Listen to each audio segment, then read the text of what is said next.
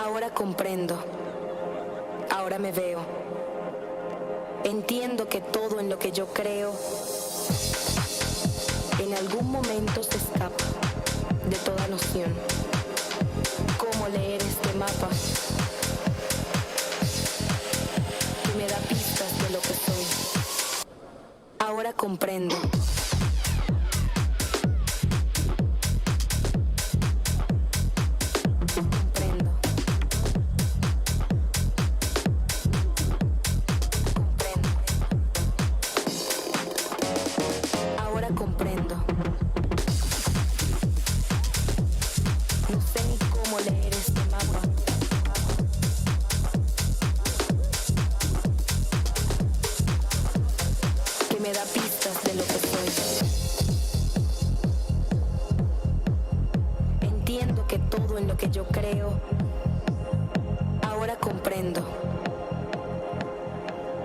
Entiendo que todo en lo que yo creo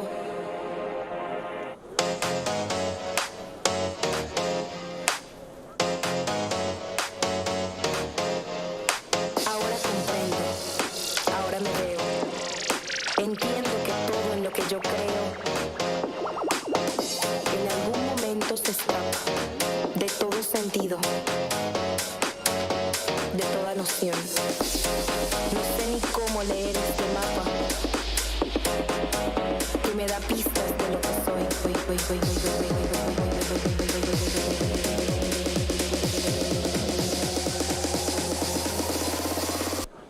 Ahora comprendo.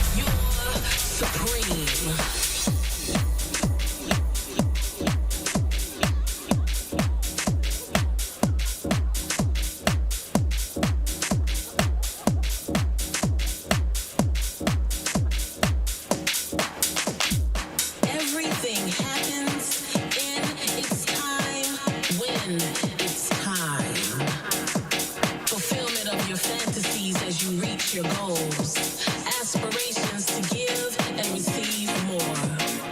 When doors open, it's time to explore. Opportunity, it's waiting for you. It's waiting for you.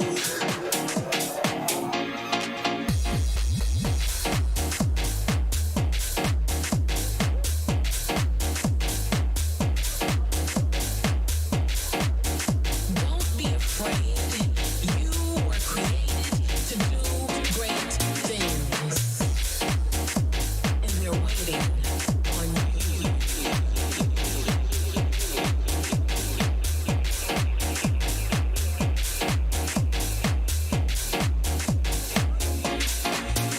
Every little thing your heart desires, but you need to set your soul on fire. It's coming for you. It's coming for you. What you want and what you need, all the things you've seen in your dreams, they're driving towards you.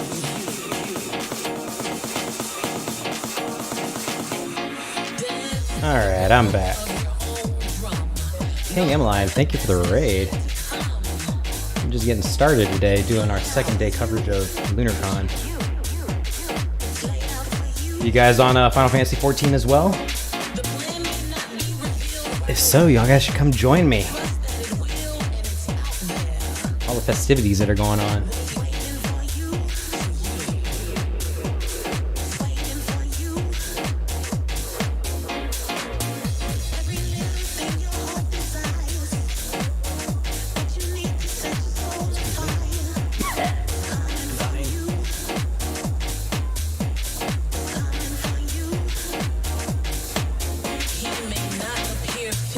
Alright, great.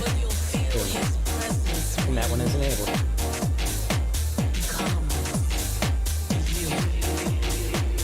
I forgot that one's modded! Whoops! Her energy is just enough You know what though? to calm your storm. She's coming to you.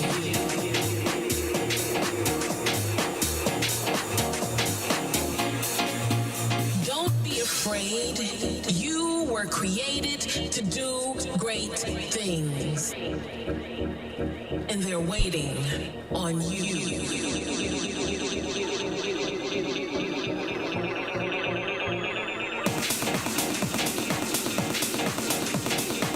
Motivation, escalation, relaxation. It's out there for you. Every little thing your heart desires, but you need to set your soul on fire. It's coming for you. Let's go ahead and get this show started early. Dance to the rhythm of your own drum. Out here for you. How's it going?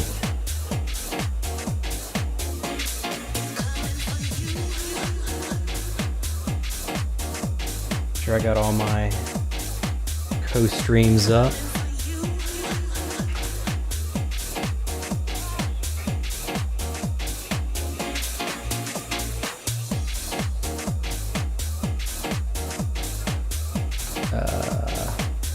What are we watching today? Which panel? I think we're doing the fanfic panel in a second. Which one is that on? And they're waiting. Let's see. Schedule. Day 2.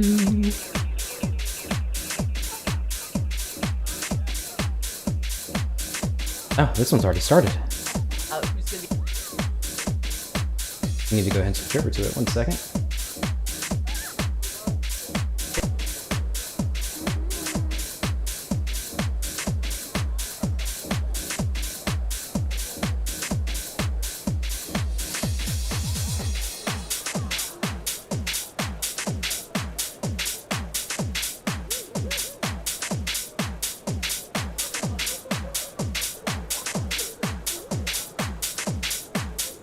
On the internet. Why would you listen to me normally? That doesn't make any sense. Well, let me tell you. I'm a Twitch partner, and I love buff women. That's enough qualifications right there. But yes, I love buff women. I really do. I love femtos. And I also am a Twitch partner. I've been making content for a very long time. I've been doing content for years, and I primarily do a lot of Final Fantasy stuff. I play and stream a lot of FF14. I've been on my own quest to get through the entire Final Fantasy series, and I also play a lot of like narrative RPG, etc., etc. I am also the best black mage on Crystal. That is mostly because nobody has challenged me for the title yet. So I'm claiming that as well as a qualification. I've also been writing fanfic and the like since I was about 12. It was early. I was that kid in like English class that had like a little notebook and would like write stuff in, think about things that I'd seen, watched recently, kind of compile all that together. So I've been doing this for a very long time. And I also have a degree in this, not fan fiction. I don't have a degree in fan fiction. That's not a thing you can do, I think. But I do have a media degree. And I, went into debt for that, worked very hard at it, and I like to think I can analyze media and analyze stories very, very well. And that comes I can understand that. a lot when it comes to writing things. All right. It gives me a little bit of an academic, which is nice. Yeah, welcome to the stream, guys. Thank you for the raid. I was not expecting that this early in the morning. And one that is not public. The public one I made about a year ago so that people could start reading my writing in connection to like my stuff. The other one is,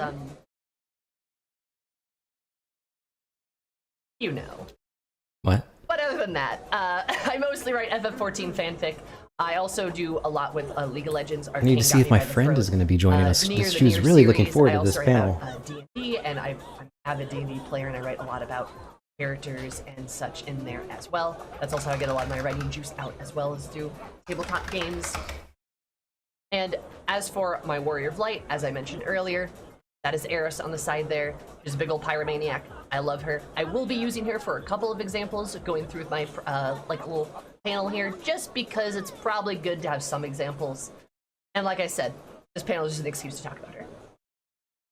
But moving on, I do have quite a few things to talk about. I've got sort of 5 tips that I can break down into points here for y'all. And the first one here is that there's no right or wrong way to go about fanfic, as Hildebrand's loving and kind smile would assure you. Honestly, fanfiction is something that is a hobby that you should love and that you should enjoy doing, if that is a thing that you like, right? It's like any kind of hobby. I mean, it's writing, right? Any kind of writing is something that you should enjoy and something you like a lot. It's supposed to be fun, and if it stops being fun, then that is a problem. Sorry about that. I forgot about my alerts. It happens. Anyway, but like, essentially, it's something that you should enjoy, something that you should love, something that is supposed to be fun. And if it's no longer fun for you, then why do it?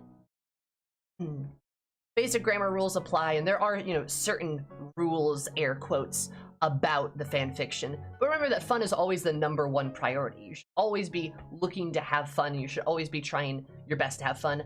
You are going to hear me repeat this a lot through the entire panel. I can promise you that. I'm going to sound like a broken record by the end of it, but I think it's the most important aspect of what I'm doing here, just because I think a lot of people lose sight that hobbies and these sorts of crafts are supposed to be enjoyable.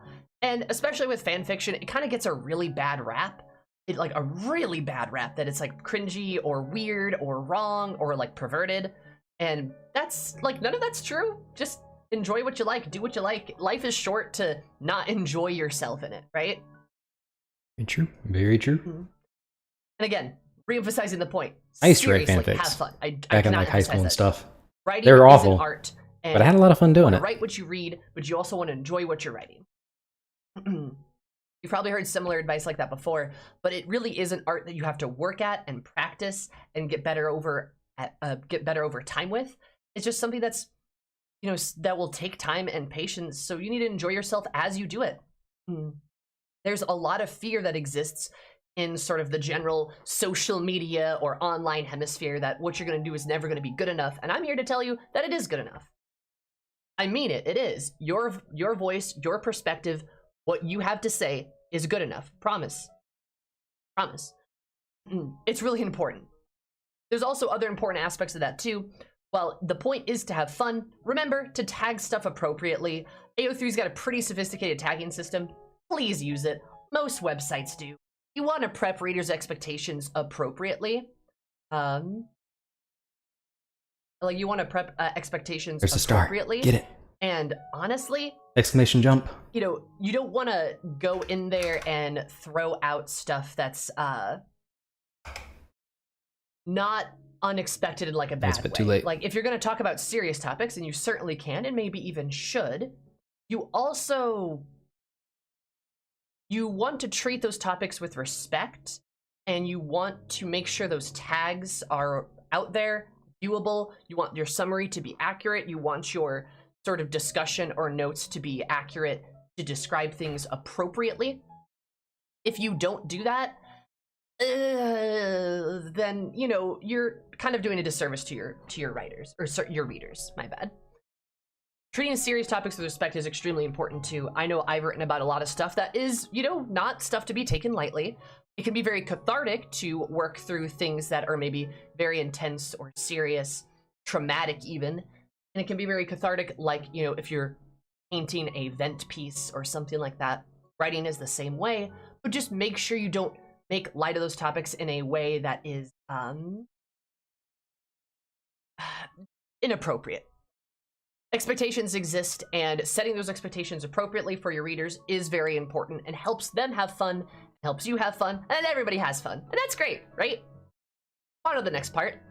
Tip 2, consume media. You have to literally eat any kind of media you can find. That's not what I mean. What it means is basically you need to actually get out there and play video games, read books, watch movies, stuff like that. Understanding and consuming general different genres of media, different types of media is extremely helpful to you becoming a better writer. Reading helps a lot. You've probably heard that the best writers are good readers or something like that. And that's true, but it's not just reading that can help you. I don't think anyone's going to argue that a game like BioShock is not some kind of narrative masterpiece. Playing a game like that can also be very good for you.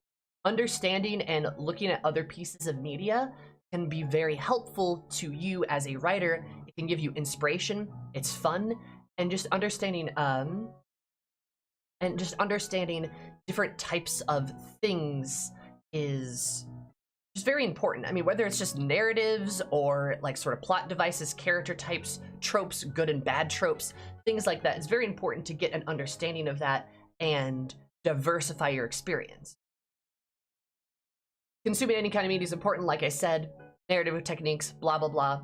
Genres is very important, and this is something I want to talk about a lot, too. It's okay to have genres that you enjoy, and you should enjoy genres. Whether you like romance or horror, etc., all sorts of stuff like that.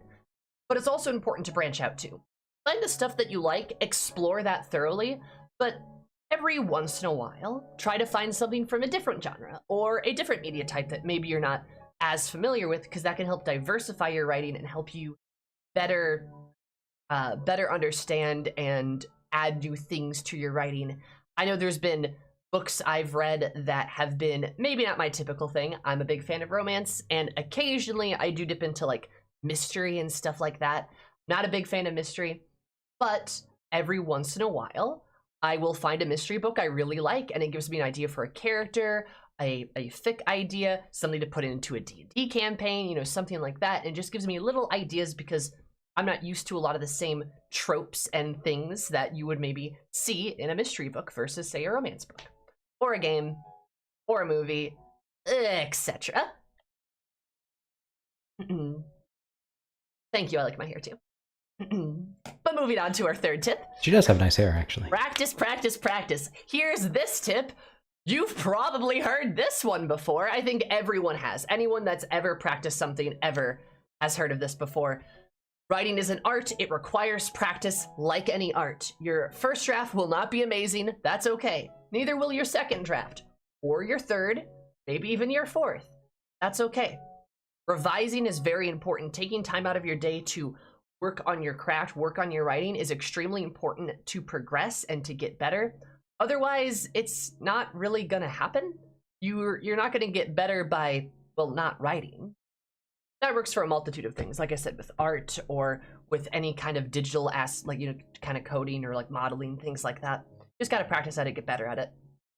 In addition to spending time actually writing helps a lot. 5 minutes spent writing is better than no minutes. Even if you can only write like a sentence. Sloppy. Even a sentence, no, stop that. Even if you can only write like a sentence, that's really important too.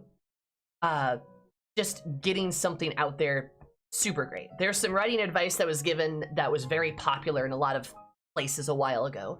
It's like, to be a good writer, you have to write like 1,000 words a day at least. That is completely false, completely not true. Most professional authors don't even do that. Most professional writers are not writing at that like kind of quantity every single day. That consistency is not something that works at all. Revision's a huge aspect of writing, and putting words on paper is very important, but you need to take time to just work on your craft too, and that involves a lot of revision, research, just looking at stuff, reading, things like that. That's not just puking words onto the paper. It's important to put stuff on the paper, yes, but not so much so that you never need to go like you never need to like put out some quantifiable number to your words, right? And this is also an important tip too. Doing your best looks different every day. I cannot emphasize that absolutely enough. Your best looks different every day. Some days will be 100 words. Some days will be 1,000. Some days maybe 3,000. Some days maybe 1, and that's okay. Doing something is better than nothing, and your best looks different every day. It does. And that's okay. You don't need your best to be some kind of monstrously fast pace that you're pumping out words and knowledge and ideas like crazy. It's okay. Certain days will look different, and that's fine. Make sure you take time for yourself.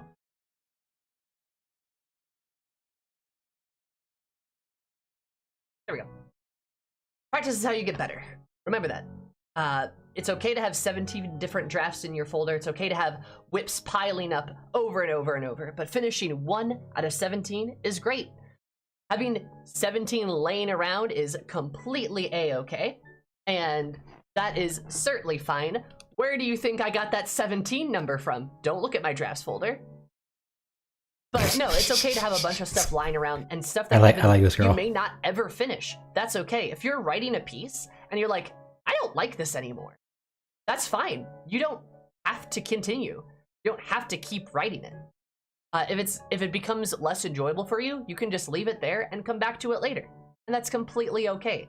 You don't have to have this like goal that you have to finish everything, that every work in progress that you've abandoned is some kind of failure, right? You don't have to do that. That's kind of unrealistic. A lot of professional authors have a lot of unfinished pieces. Trust me, so many do. And so many fan fiction authors do, so many hobbyist writers do. There's so much stuff that's just chilling in some folder, forgotten or not forgotten about, that maybe you'll even come back to later. Maybe you'll cannibalize a piece and add to another piece later that is maybe a character that you wrote one time. You're like, oh man, I want to use that guy again. So don't worry about finishing everything. It's okay. Writing's a process and it takes time to get to it. It's a process and it takes time to actually just move yourself through that process, whether it's revision, whether it's writing, whether it's choosing what you actually want to write. Completely okay. Completely okay. And our fourth tip here, to OC or to not OC. Now this is me getting into a bit more specific advice for FF14. The first 3 tips are kind of like your general writing advice, right? These are going to be a bit more specific to writing your Warrior of Light, as well as talk about original characters, etc., and canon characters, things like that. So just keep that in mind as we go through with this. As you can see, I'm changing this topic eloquently because I have Alphino here and Red Alphino to talk about and transition to this topic. A lot of FF14 fanfic centers around people's Warriors of Light. That is a general trend, but that is not by any means what you have to do. A lot of canon characters exist, and a lot of canon characters are used heavily in people's writing. You can see that in ships, but even just like non-ship fics. There's a lot of ship fics in the FF14 community too, but that's okay. Doesn't have to be that way. I wanted to talk about this stuff because I wanted to talk about how a lot of people present themselves in fanfic in FF14. There's a lot of it. So let me get to it here. Some of you might go, wait, what's an OC? What does that mean? Well, if you don't know what an OC is, it's an original character. An original character is a character that you yourself has come up and made yourself. Original character, Donut Steel. And that's something that is unique to you, that you have, and most people's Warriors of Light are OCs. Honest to God, I think they all are, unless people are specifically making like a reference to like a canon character or something, right? But most people have their little Warrior of Light, what happened to them? And they make all these little headcanons and ideas and writing for them because they like them, and they're like, you know, maybe playing through a quest, and they're like, how would my Lalafell react to this? How would they speak? How would they know things, right? Like, how would they react to, their best friend dying in a cutscene? Or how would they react to some sexy Asian declaring their love for them in some weird way, but then you have to fight him, and yeah, you know how it is. It gets people thinking, particularly in the reference of FF14, because generally speaking, FF14 is such a narratively driven game that focuses so much on our Warrior of Light. You've got a lot of time to think about it. They put us in the shoes of this character a lot, and you might start noticing some similarities between you and your character, because that's how it usually starts. And as you can tell right here, I have my lovely Lady Eris here, and this is a friend's character that I'm using here as an example too. They're also a ship. It's cute. But a lot of people do that, and again, that's okay. Have fun with it. Just enjoy yourself. But a lot of people also will write their fanfics and their Warriors of Light around various like alternate universes or AUs. They might have, I know I have like a canon one that's like canon in the confines of the game, and then I've got like my AU one of like my friends' player characters and like our Warrior of Lights, and I've got like a whole little thing for them. And it's nice to divide things up a little bit. Not everybody does that, but it's an option that you can certainly include.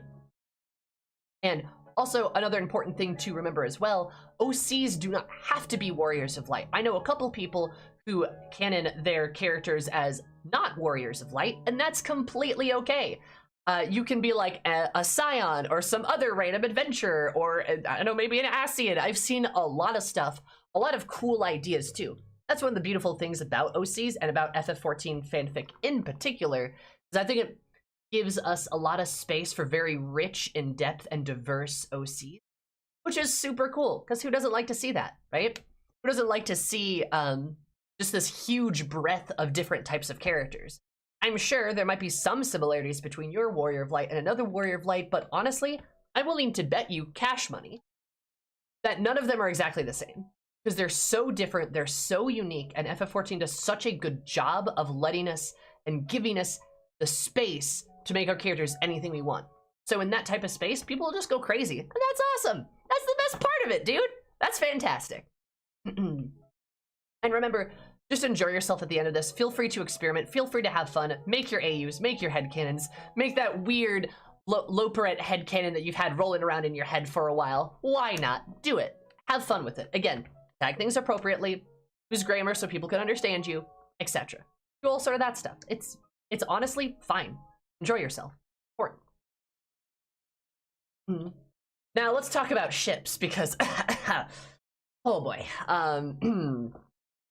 I told you one of my favorite genres is romance, and well, as you can perhaps tell from the two images here, there's a lot of shipping within the FF14 community, and I am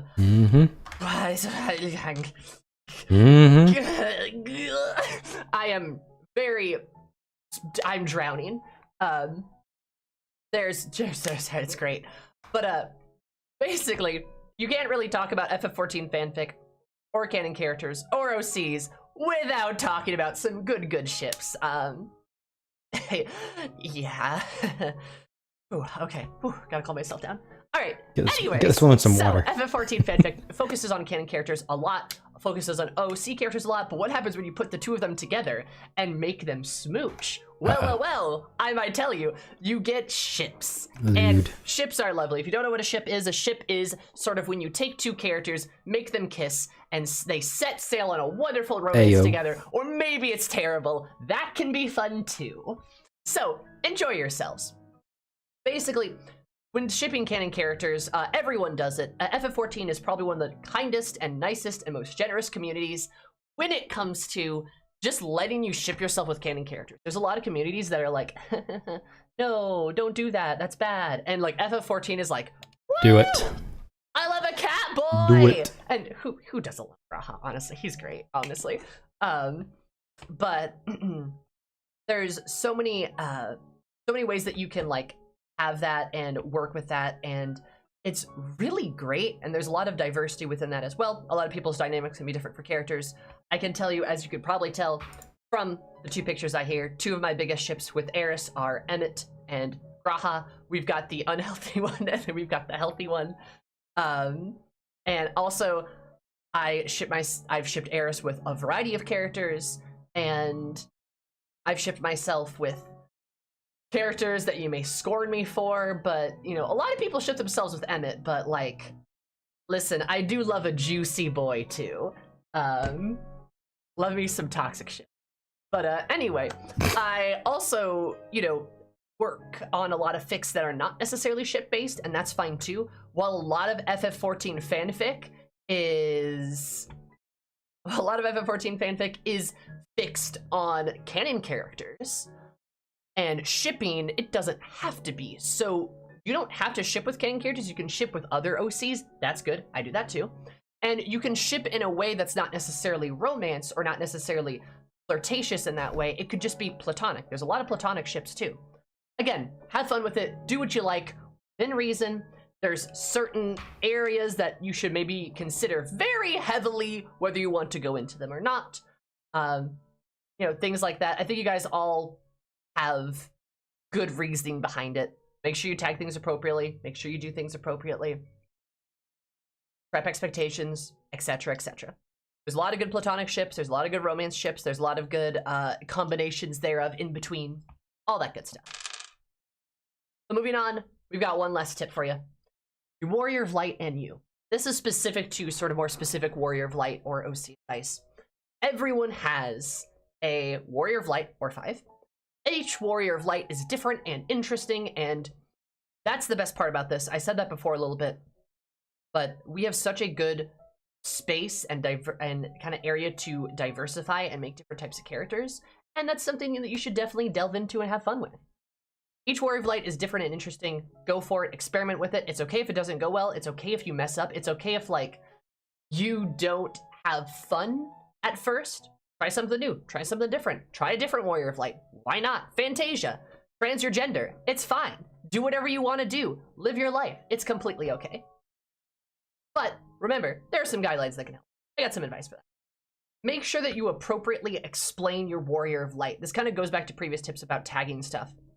You're going to really want to actually delve into and get down certain details of your Warrior of Light so they make sense. For example, if Eris, my girl Eris here, suddenly gets possessed by a void demon in a fic, you might go, hey, Zumi, what does that mean? What does that mean? And I'd go, oh, well, she's a black mage, you see.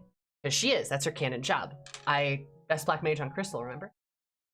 She's a black mage, and she deals with demons a lot. She deals with void sin a lot, because that's something black mages do. I feel like the writers forget that sometimes, but whatever. I haven't. That's something that she deals with a lot. So if I appropriately explain that in the summary, in the notes before, or within the fic itself, then people understand and know what it's about. And that's lovely. Or my other Warrior of Light I've got down here, her name is Pinklocks Fast Talks. You may have guessed from her name, but she is a goblin. Well, not actually. She's a Lalafell that was raised by goblins. You might be able to infer that from her name, but I should probably tell you that in the fic, or the tags, or the summary, or somewhere, because if I don't, then you're gonna be like, why does she talk like a goblin? I'm confused. Yeah, her name is Pinklocks Fast Talk. So she's actually the character that I'm going back through like ARR with, and trying to like re-experience the story with. She's adorable. Love her. Sorry, I'm off topic. Back to the panel. Importantly too, who, what, when, where, why. You have heard this writing advice before, I guarantee you, but God, it is a freaking golden standard of writing advice. Try not to swear. It is a golden standard of writing advice. Who, what, when, where, why. Who is your warrior of light? What are they? When are they? Where are they? Why are they? Philosophical, but it's very important to ground your fic in some way where people can understand it. Obviously, having mysteries, having twists are cool. They're fun. We love that stuff. But seriously, people need to actually understand what's happening. You can experiment and have some like confusing or mystery stuff, but even good mysteries ground themselves in some ways, right? You might be understanding, hey, who's the killer? But you know when the killer struck, or what they struck with, or where they struck with, right? Maybe you don't know why, but you know some of the others, right? Very important. Make sure every reader has the info that they need. Please do not assume information. Don't, like, unless you're writing a piece that's multi-chapters or part of a larger collection, don't assume references in those previous fics will get across otherwise. Again, unless it's a previous chapter, unless it's a collection, then you can assume that. But normally, don't assume that. Otherwise, people are gonna be confused. They're gonna be sad. You know, just establish those things pretty quickly. I've also prepared some prompts for you here. These are my good old Warrior of Light prompts that I've prepared. These are, again, just general pieces to think about for your character. Things like, what jobs or job are they? Are they a black mage? Are they a samurai? Are they both? Are they a dark knight? Are they all three? Like, how many jobs do they have? How do they fight? What do they do? Etc, etc. That's something that can give your character a good, solid, grounded identity that everyone can understand very quickly, because we all know what the jobs are. Do they have a career? How do they make money? Do the Scions just give them like an allowance every month? Does Tataru just go up and go, okay, here's your Warrior of Light allowance? You know, how does that work? Are they a crafter? Are they a gatherer? Do they, I don't know, you know, dance for fun? I don't know. Like, how do they make their money? How do they do their things? How do they exist, right? Who's their best friend? Are they Thancred? Are they a different canon character? Are they Thancred? Or are they maybe like an OC that you have? Or are they Thancred? Your choice. Decide who your best friend is. But having a character that your Warrior of Light can go to or have sort of that grounding in friendships is important. Having a variety of friendships is important. Like being friends with Thancred, that's a good idea. But they're probably friends with other canon characters too, like Alphino or Red Alphino or Thancred, or maybe Estinian or Thancred Alphino or Red Thancred's Alphino. husband. There's a lot of characters that they Or could, Alisaie. there's a lot of characters that they could be friends with, right? Who do they love? Who do they hate? These are important ones. Who do they love? Who do they hate? Do they love and hate the same person? Ooh, Xenos. But yeah, basically, who are the people that they love, that they adore, would do anything for, and who are the opposite of that? Who do they hate? Who do they not like, etc. What are their dreams? What are their fears? These are a good pair too. Do they dream of like adventure? Do they dream of just retiring, having fun, maybe having a nice little farm on an island? Do they dream of Thancred? Do they dream of their lovers? Do they dream of other people?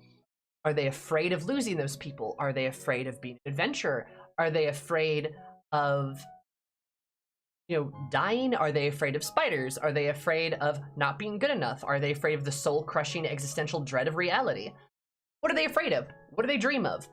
These two, in my opinion, are some of the best and most important pieces that you can nail down for a character. Dreams and fears, or hopes and fears, as it's sometimes called too. Super important to ground and to understand your character at a philosophical and mental level. Extremely important. You absolutely, it will absolutely help you understand your character better when you know what they want and what they don't want. Right? Simple like that. What's their greatest accomplishment? Is it fighting at the edge of the universe and battling the literal incarnation of despair and nihilism?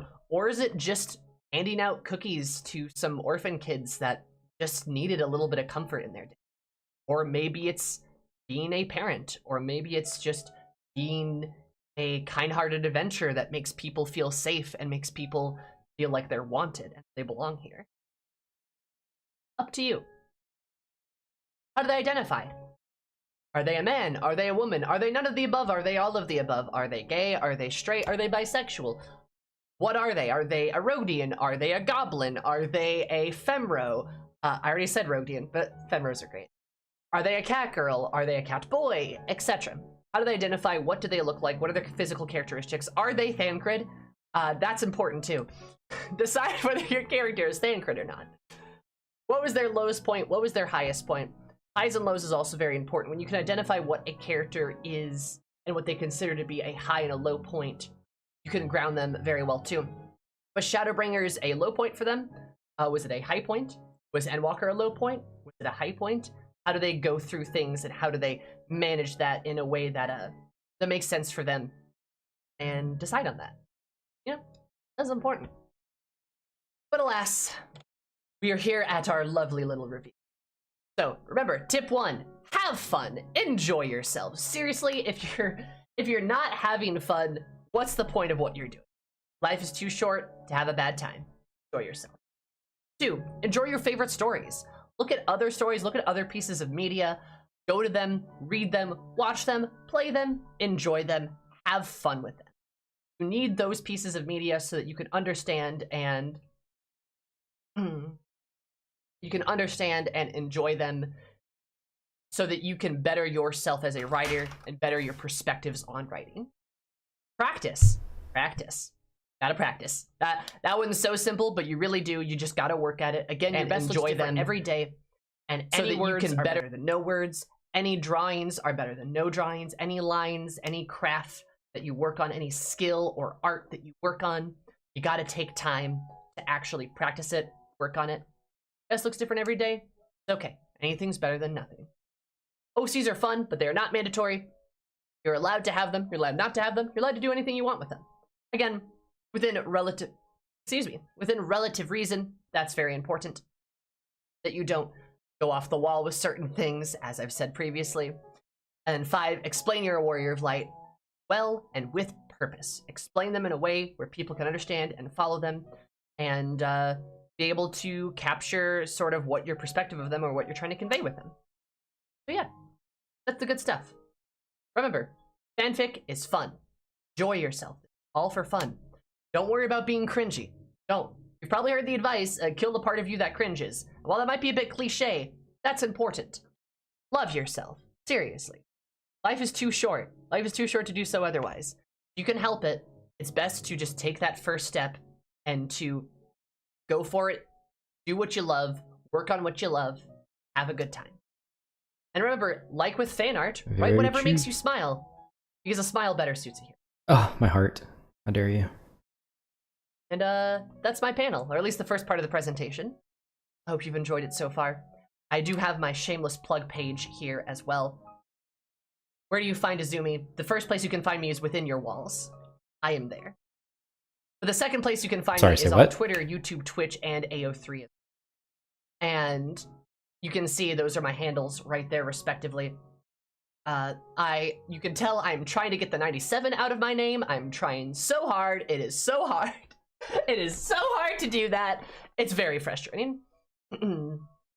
But yeah, that's Twitch, YouTube, Twitter, AO3. Feel free to follow me. Like I said, I'm a Twitch partner. I stream regularly. I upload my VODs regularly. I do write fairly regularly. Who just knocked on the wall? Where were you? Hello. But yeah, those are places where you can find me. If you need me to go back to the slide, I certainly can. I'd love to see you guys though. If you guys have any writing advice, feel free to stop and stream sometime or at me on Twitter. I don't mind at all. If you want me to read something, oh my god, please. I'd love to read something. You can tag me in it. You can, you know, maybe put it in the Discord. Putting it on stream would be hard because chat moves pretty. But you know what I mean. I would love to read stuff. I really genuinely enjoy it. I really, really do.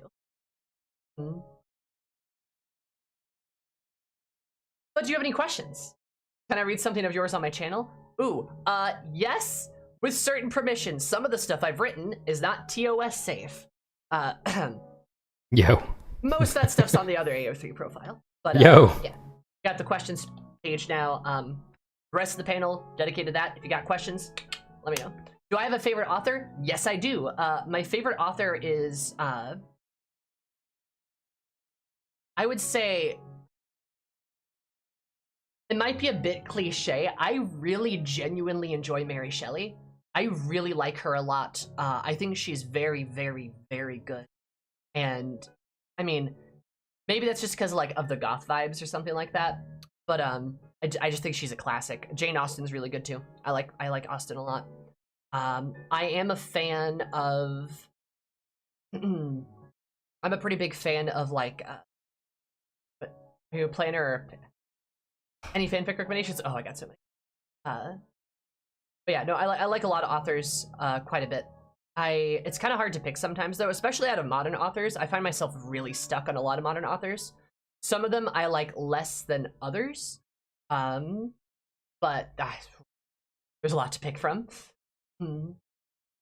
Yeah, sorry. Do you have anything to help organize your thoughts like Obsidian? No, I have a lot of Google Sheets. I have a lot of folders, and I am a habitual note taker. So I've got a lot of folders on like Google Drive that I separate, color code, things like that. I do not use Obsidian. I've heard Obsidian is very good, but I cannot speak to it personally. What do you think about why no fix to use FF14 as everyone has their own ship and hole? Would you recommend writing these?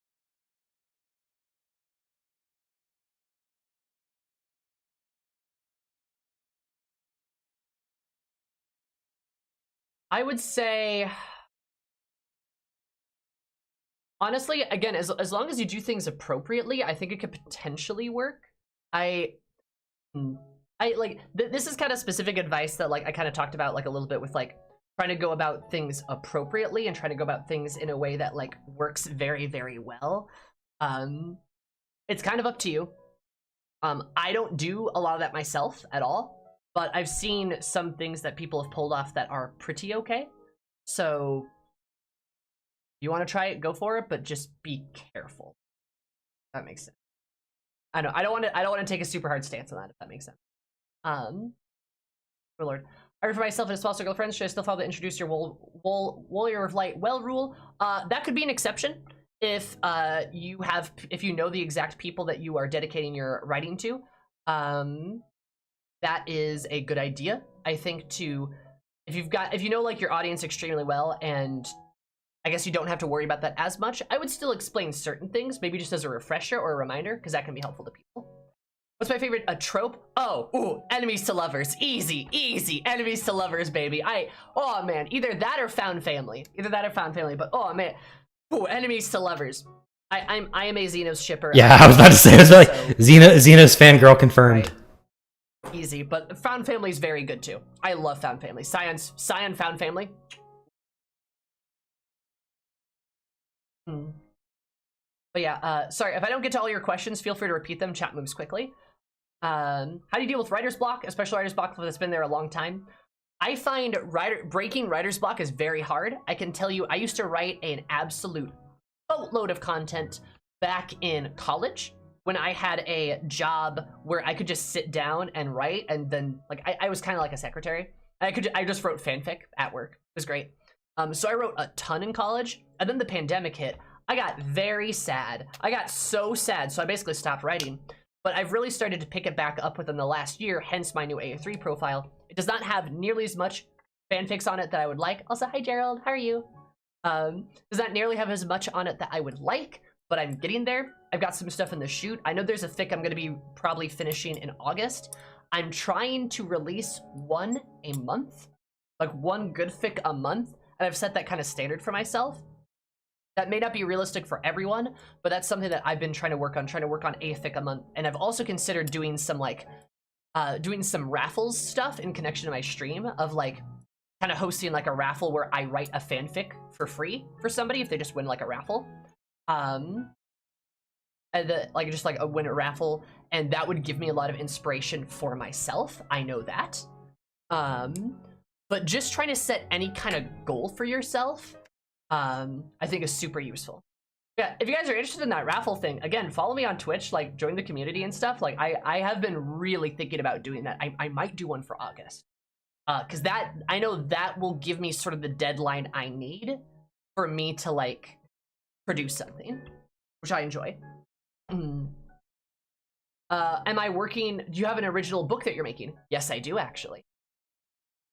I also, spoiler alert, I do have a piece of writing that is going to appear in publication.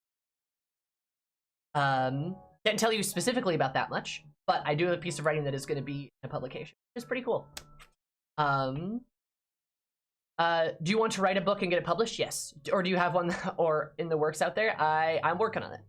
Takes time though. I've definitely felt the pressure of I'm in my early 20s, right? As you guys can probably tell. I'm a certified Zoomer. And I felt the bone-crushing reality. Feel the bone-crushing reality of life on me that I'm only in my 20s and I haven't accomplished everything yet. I'm supposed to be an omnipotent god at this age. That's completely unrealistic. I've been able to slow down, take some time for myself, work on my writing, and I know that I will publish a book one day. I will do it, I promise that. It doesn't matter if I do it in my 20s or in my 30s or in my 40s, but I will do it one day. I promise you that. I'm determined, and it's gonna happen. Trust me. But it's one of those things that I've had to like kind of work on a little bit. Because I've really felt that pressure bearing me. So, yeah. I also have another question. Do you find having profile documents with basic info about the Warrior of Light helpful? Yes, outlines are good. Outlines for fics are good. Outlines for yourself are good. For general information, good stuff. Question, how do you pace yourself in writing stories so you don't want to rush the scene that you're currently writing and get to the scene that you want to write? My bit that I always do is I always get all my words out on a page. I try to write through stuff. If I rush it, that's okay. That's what revision is for. I can go back. I can go back and rework my thoughts and trim things down, expand upon them. I can do those things, and that's what revision is for, in my opinion. It's important to me to get my words on the paper, get my ideas on the paper. Very important. Opinions of converting RPs into fanfics? Do it. Do it. Do it. That's where all my D&D fanfics go. That's absolutely where it goes. You ever deal with perfectionism or holding you back or fear? Yes. Oh god, yes. Oh my god, yes. Perfectionism and fear of like doing poorly. Oh god, it's terrible. But with that, the advice on that one is like you just kind of have to go for it, Like again, a word a day is better than nothing. A single word a day is better than nothing. Who knows? Maybe you'll get to 5 words a day or 10 words a day. You can work up to it. That's okay. Starting small is okay.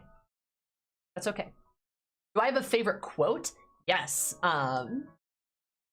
This is gonna expose me a little bit, but one of my favorite quotes, unironically, is let's see, how does he say it? I think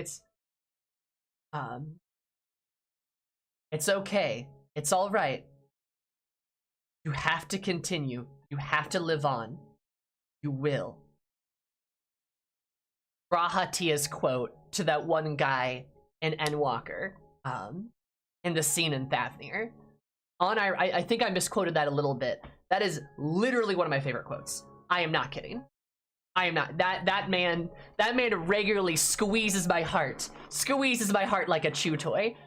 Oh man. Oh my god. I love it. It's such a good quote. It is so good. You have to go on. Must. You have to. You will. Like, just speaks to me personally, just saying. Do you write more wool-centric fic or canon characters fics? Do you prefer one or the other? I write wool-centric fic myself. I love my Warrior of Light. I love Eris. One of the reasons I write so much of Eris content is because there are no women in FF14, and it frustrates me immensely. Wait, what? That's an exaggeration, obviously, but I like writing women. I like writing women characters. As a woman, I like doing that. Surprise. Yep, so, yeah, 90% of the women in the game are dead or in the background. Y'shtola would like a crumb of character development. That would be cool.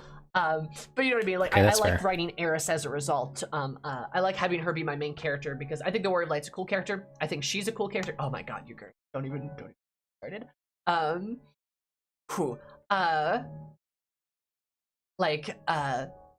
Eris, to me, is important. I think she's good, and having a woman in a fic, nice sometimes.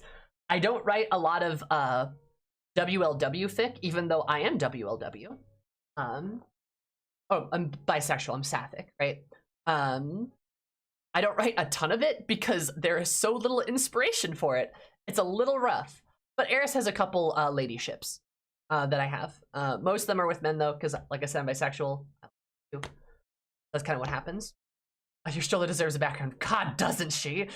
Do I have a pet, and can we see them if I do? I do not have a pet. I'm sorry. I used to have a cat. Used to live with a couple of cats, but I don't anymore, and I want one really badly. One day. One day. Does Eris have a canon pet? Yes, she does. She has the Major General, my favorite little minion. She found him. The story behind that is she found him fishing. He was on her line, and then she like let him off the line, set him down, and he stayed there. And she's like, "This is weird." So then she left, and he started following her, and she's like, "All right, I guess I got a pet now." So yeah, the like her canon minion. It normally ends up. General. I love sharks too. That's the other thing about me. Let's get a cackle. That's what I did. Overthinking to set my fanfiction brain going. Hell yeah. Currently over 100 pages on a Google Doc. Hell yeah. Hell yeah, dude. I write het as I am het, and I do branch out a little bit more, but I'm too nervous if I write something wrong. That's completely fair. I will admit, I don't write a lot of MLM stuff, even though I've got some ideas in my head, just because, like, I'm less experienced in that category. I'm a woman, right? Like, so it's a little bit harder, but I do have a Thancred Arion J fic that, oh man, run around in my brain like a marble, just bouncing around. That I really want to do. What is the eyeshadow palette you use? It's the Trouble in Tokyo palette. Yellow's super pretty. Yes, I love the yellow. It's really good. It's the Trouble in Tokyo palette by, not ColourPop, what is it? Can't remember. Yeah, Chunk. Chunk. Is it okay to break lore when there's a lack of lore? Yes. But yep, go for it. Make up your, I wouldn't even say that's breaking lore. Make up your own lore. Do it. Why not? AUs, headcanons, all those things exist for a reason. Work with them, go for it. Breaking lore, I think, is okay when the lore is either non-existent or stupid. Look, all I'm saying is British should be alive. Just saying. So we write fics that are spicier variety and not make it be too much cringe. That's my main way we're starting those. Okay. There's nothing cringe about love. Okay, that was dramatic. But point being is, if you want to write spicier fics, and I've written a lot, I have a couple. A lot of those spicy fics exist on the old layer. I gotta start getting ready for the end game cosplay one that I've contest. written very extremely recently, and I'm debating on whether posting it or not. But that sort of stuff is very good. Enjoy yourself. If you're writing smut, it's okay. Have fun with it. The only way you're gonna get better about it is to do it, right? Enjoy yourself. Have a good time. And if I can do it, you know what? You can too, because, man, like, you know it's bad when, like, personal story. You know it's bad when, like, you're writing, like, a romance fic, and you're all, like, when they, like, hold hands. I'm lonely. But still, like, if they're just, like, holding hands, you're like, ooh, ooh, woo, right? Or, like, having genuine, pure intimacy and love appear in a fic. That's my thing. That's my bit, right? Oh my god, like genuine intimacy in a piece. Oh my god, I'll lose my mind. But if you want to write something that's less intimate, that's fine. Like if you want to write something that's less I guess wholesome, that's fine too. Enjoy yourself, have fun with it, express yourself. Nothing wrong with that. Just make sure you revise it. Make sure you tag it. Again, that's a big one with the writing advice I was giving. Tag things appropriately. You don't want somebody to be like, oh wow, what's this extremely wholesome, I don't know, Hythladius fic I'm reading? Oh no! Right? Like, you don't want to get into a position where people are thinking your fic's gonna be one thing and then it's not. Tag things appropriately. Completely okay though. Enjoy yourself, have fun with it. If you're having fun with it, you revise it appropriately and then you post it. What's the worst that's gonna happen? People are gonna look at it and go, oh hey, this is pretty neat, and then give you kudos. Honest to God, I really don't encounter a lot of people, especially on fanfic websites, that are like, ugh, cringy. I really don't. You'll see that maybe on Twitter, but Twitter's a toxic wasteland, so like, just block people. Block people that kind of harsh your vibe, you know what I mean? Just move on. Not worth it. As long as it doesn't hurt anybody, go for it. Yes. I mean, there's obviously limitations with fan fiction, right? If you write fan fiction about real people, look, I don't want to harsh your vibe, but like, hey, maybe don't do that. As a streamer, I know about parasocial relationships, so yeah, don't, right? There's certain things like that maybe you should not dip your toes in. But other than that, like, enjoy yourself. Canon characters, OCs, just general characters that you make up, go for it, right? Enjoy yourself. That's all. Shit. Gotta fix the real people are the worst. So, yeah, I don't like telling people no sometimes, but hey, there are no's out there. They exist. You can find them. Anyway, point is, have a good time. Okay. I became a building question. How's FF14 frames the Warrior is a very powerful individual? How do you avoid them making a Mary Sue-ish character? Honestly, I lean into it a little bit. The Warrior of Light is basically a god, and making them a Mary Sue-like character, well, give them flaws, first of all. If you're trying to avoid a Mary Sue character, give them flaws. But I do lean into the fact that Eris is powerful. I've written some pics of her where she's gotten shot by Garlean soldiers and nothing happened. Like, she just gets hit by bullets and just, like, is still standing there. Like, what? You thought that was gonna work? Because it makes sense. Think about all the times in-game we get shot with attacks or hit with things that absolutely should kill us, right? I've written things like that for her before, and she's just such an absolute unit, even as a DPS, that it just doesn't matter.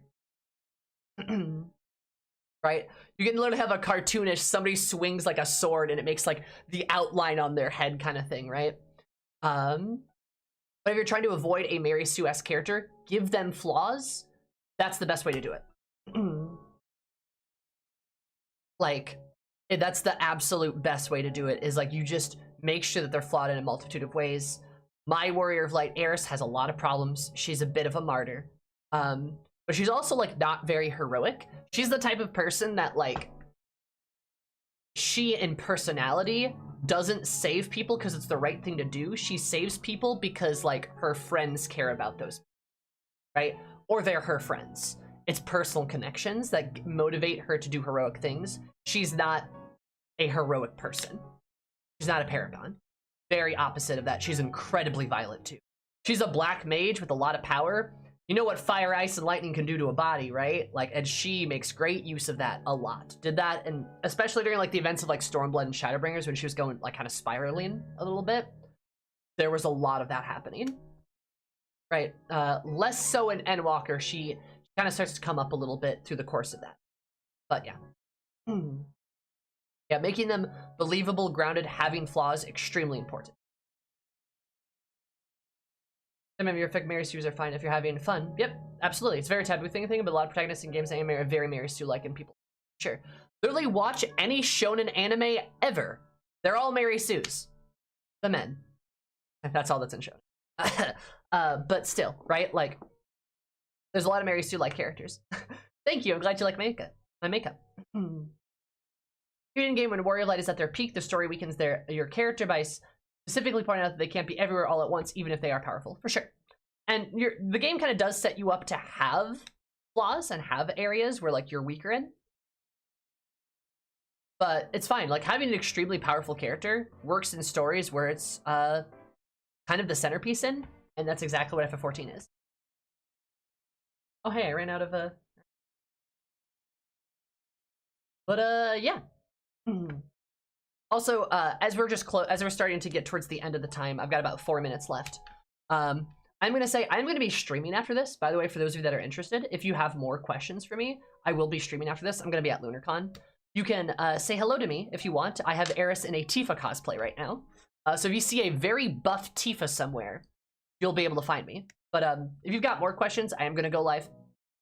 I'm gonna go live after this on my own channel, not on this one. I would love to see you there. You can talk to me about stuff there. Literally, like I said, you can tag me on Twitter with your AO3 fix. You can check out mine. Follow me on Twitter, join in stream, stuff like that. Have a good time. Do not mind at all. Honestly, it would be splendid. I love fanfic. I love reading people's fanfiction. We do have 3 minutes left if anyone has any last minute questions. yeah, thank you guys for being here. I do really appreciate it. And I do have one more slide, but I do really appreciate it a lot. You guys are swell. I was nervous for this panel. I was afraid no one would want to hear me ramble about fan fiction for a while. And I'm very glad there's a lot of people that showed up, and that we filled the questions so easily. Fan fiction is a big thing in the FF14 community. I think it gets extremely little attention though, and I kind of wanted to bring a little bit of attention to it because I know I'm very passionate about writing. Extremely passionate about writing. I'm extremely passionate about FF14, and the fanfic community in FF14 is vibrant and diverse and wonderful, and just nobody talks about it. You know, the art community is great too. Lots of great fan art, and even the art community gets slighted a little bit. I feel like I think it's a bit more intention, but even then, I feel like there's just not a lot of like the arts within the community don't get the attention that I think they maybe should. So I'm trying to do my part to provide a safe place where people can talk about what they love, enjoy what they love, and have a good time. And that's kind of my whole goal. That's been my goal with Content Creation, is provide a safe, comfortable, and kind atmosphere for everybody. That's kind of the whole deal, right? Have a good time. Yeah. Love to boost me and start talking about my fanfic ideas instead of leave with my head. I appreciate it. Yeah, of course. I'm here to motivate you. If you need a hype woman, hit me up. I'm very serious about that. I would love to hype you up. Please. I got your back. Which of AO3 offers I've come to love? Oh my god, there's so many good ones. There's so many good ones. Why do I keep falling for villains, ho? Listen. I like bad guys. Link your Twitch. My Twitch is, I will not link it, but it is right here. ZumiZumi97 on Twitch, ZumiZumi on YouTube, ZumiZumi97 on Twitter, and Zumi_Zumi on AO3. Those are my links. You can follow me on all of them. Subscribe, comment, like, dab, do a cartwheel, all those things. Mm-hmm. Yeah. If villain evil, then why sexy? And with that, I will leave you on that note. It is 2 o'clock. It is time for me to go. Thank you so much. Enjoy LunarCon. I hope to see you at LunarCon. Time to swap over Bye, to the everybody. in-game Illy, cosplay. have a good time.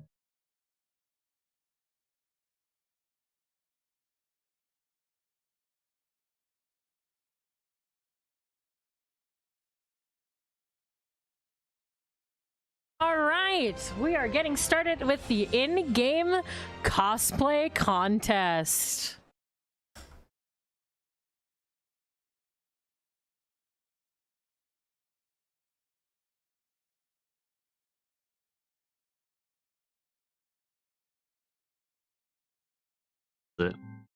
Oh my gosh. Hello, everyone. Hi, Shen. Hello. All right, I will hand off the rest to you guys. Good luck, everybody. Yay. All right, so why don't we go ahead and start by introducing our judges. So why don't we go ahead and start off with you, Pharaoh? Hi, I'm Pharaoh, and I haven't slept in 2 days. Oh Mood. no. Oh. No, oh yes.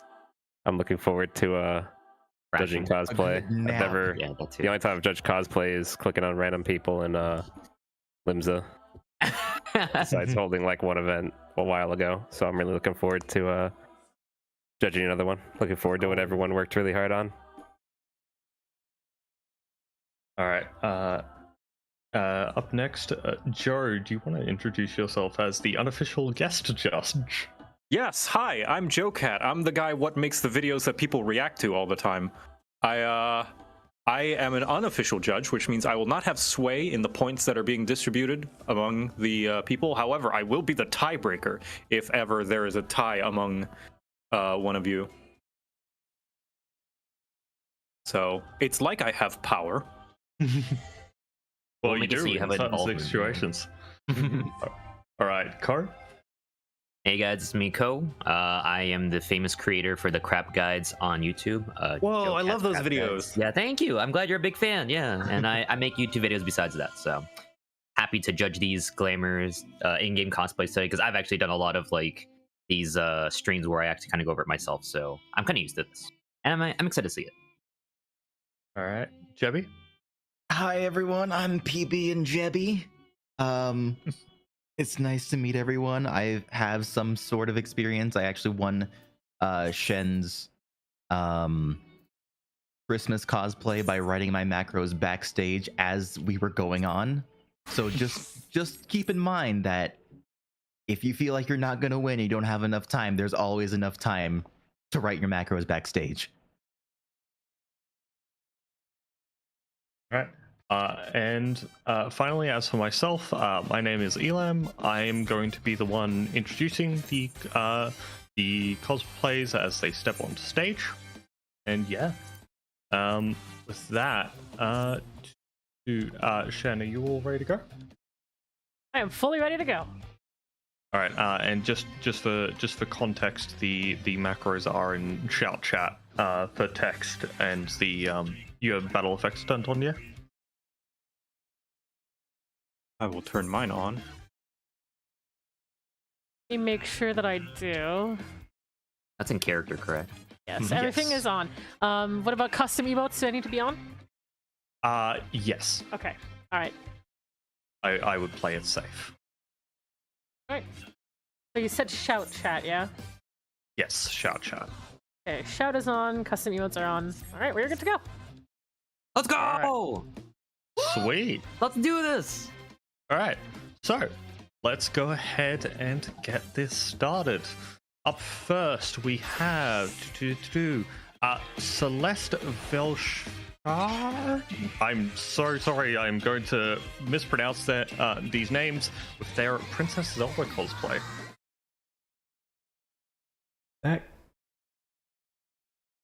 He's cute.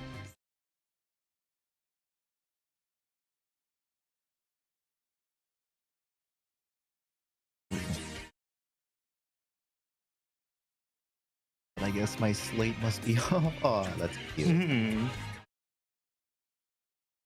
It's very nice. I like it. I like it. Yeah. It's very, very detailed. You can tell it's based on Breath of the Wild. Like he's Yeah, It looks very similar, yeah. When you walked out, I immediately knew it was Zelda. Mm-hmm. Breath of the Yeah. Wild Zelda, I like it. The blue, bright blue top, oof, got me already. Yeah. Cute. I love the boots. well. I love the boots, actually. Oh, they're adorable. Very creative use of those boots. Those are the boots of the veteran rewards that you get. I think referring to the main character of Final Fantasy IX, the monkey boy. Forget his name. Zidane. Zidane, yes. Yeah. Zidane. Zidane. Oh, okay, whatever. Can you I was tell I've close. played video game? And just, it's not really a part of the cosplay itself, like the outfit, but I like the little robots to kind of be like the guardians from the game. I like that. Yeah. He's coming off the stage to kill us. Oh my god. All right. Thank you so much, Celeste. Very good. All right. Up next, we have Trell Yogian with their giant dad cosplay from Dark Souls. This is gonna give me Oh, gosh. nightmares. I remember this. Remember getting invaded by these guys. There he is, giant dad. No! Nice. It's too accurate. I hate it. He's gonna hit us with his fire-imbued Zweihander. Oh, I'm getting no. flashbacks. Wait a minute, that actually looks like a Zweihander. Look at It that. does, yeah. Wow. Zero poise. Like, yeah, a lot of Skofnung. poise. Ooh. Skofnung. Oh my I god. think that guy made me unplug my Ethernet cable at one point. I thankfully haven't had any experience in Dark Souls PvP with Giant Dad, but You don't want to. what They're very I scary. don't want to. My first invader when I played the Dark Souls remaster was a giant dad, and it went about as expected. He basically one-shot me. Mm-hmm. Scary, scary Legends never build. die. Yeah, that's the iconic thing that they say. I like how he's doing a bunch of obnoxious emotes, which is what someone in the game would do Did he do point after down they yet? kill you. Do we have a point down one? But we don't have a point down. We have a point. We have a, well, what is it? Like, there what it is it? Yeah. Well, what is it, There we basically. go. I wish we had that ghost Hello. stone. Hello. I'm sorry. I'm Thank you. Thank you. There, that's the Yeah, point that's down. really Good job, Wonderful. Trell. Well done, well Thank done. you so much, Trell. All right. Up next, we have Jessica Rosehaven with their Bonnie cosplay from Five Nights at Freddy's. Uh-oh. Oh, that's actually cute. It's adorable. Aw, I expected large animatronic to come out, but never mind. Yeah, like they like to wear the Transforming. Uh-oh. Wait, no! Oh no. Oh, it's Shadow Bonnie with the burnt off face. Oh, that's creative. And now they're the Bonnie from 2. That's really cute. That's good. Yeah. Wow, The and toy the Bonnie. dark, the dark. No, I don't have music Yeah. Oh no. My cosplay was Bonnie. Yes, that was really good. Oh That's my very God. creative. Well done. Good. Formerly last year's Lala Dimitrescu. Oh, I do remember that entry. Oh, I remember that, definitely. The guitar is a very nice touch. It's cute.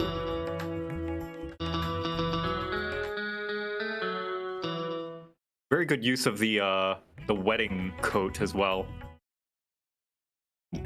Everything was really nice. That's a cute little macro. That's really I did not anticipate someone would somehow find a way to make the plaid pants look like formal wear. Mm-hmm. And also, yeah. I did not expect the mask just to be so horrible. Yeah. Mm-hmm. What was that mask even? I didn't even get a chance to see it. I think like, it was so just quick. like a regular like mask, but dyed like soot black. Oh, Yeah, okay. I think that's got to scary. be Yeah, okay. it's the Oh, it's just Ash Ash mask. mask. Okay, Ash I thought it mask. was part of the Hero's Gauntlet, but that's creative. I like That is very, very creative. Very creative. good macros too. Enjoyed that. Yeah. Thank you so much, Jessica. I dig it. You didn't have to be a VR to do it either. All right. Up next, we have Sumire Gakoto with their Blake Belladonna cosplay from Ruby. Ah, there she is. And brave choice to not be a Makote for this. Yeah. I like the swords on this one. Close. I don't think I've ever seen that hairstyle. What is that? I think don't it might be see- just an That's what she- exclusive Ara. Do you think so? I think so, yeah. Yeah. 'Cause I've never seen those like that's Aura default. Oh wow, I've never seen because those little strands in the hair. It's cute. I like Wow. It Oh, reminds the me of, bow. There we go. Yeah, the bow, and then The bow it is just, like, supposed to it seems hide like, the ears. that. Mmm. and it seems like the hair is kind of like the ribbons that hang off the bow as well. Yeah. Wow. Nice. Well Okay. done. All right. All right. Nice. I almost okay. lost the ruby. I like it. Thank you so much. All right. Next up, we have Teksu Hazama with their Testament cosplay from Guilty Gear Strive. Oh, that's the one. Oh, look what- at them. Yes! That's the one. What has the new NB! gender, isn't it? Yeah, yes, exactly. They're looking great. As soon as that character came out, everyone was thirsting over them. For you. Yeah. I like the top hat. Very accurate. Wow. Dig it. It's kind of cool how they use this summer flame skirt to kind of make it happen, you know? Yeah, because Yeah. they actually just like Testament, the actual Testament, they are showing some leg, if I remember correctly. Yeah, a little bit. Yeah. So yeah, perfect choice. It's very cool to see people use all these different glamours in a different context, because I would have never thought of using the summer flame as part of like their suit. Right. They're also using the top from I think it's from Zidane as well. The Yes, that is the Talus, yes. Zidane top that they dyed Yeah. with black. Well done. I like that. Clever use. Mhm. Clever use. Wayfarer. Clown hat for the top. I like that. Okay. They nailed Yeah. the Well scythe. done. Yeah, and then Scythe is really good. I actually never played Guilty Gear, but yeah, like I've seen the character image. They look really good. I have Thank you experienced so Guilty Gear much. through osmosis because every character in that game is hot. Yes, when everyone was thirsting, that's when I noticed. Very well done.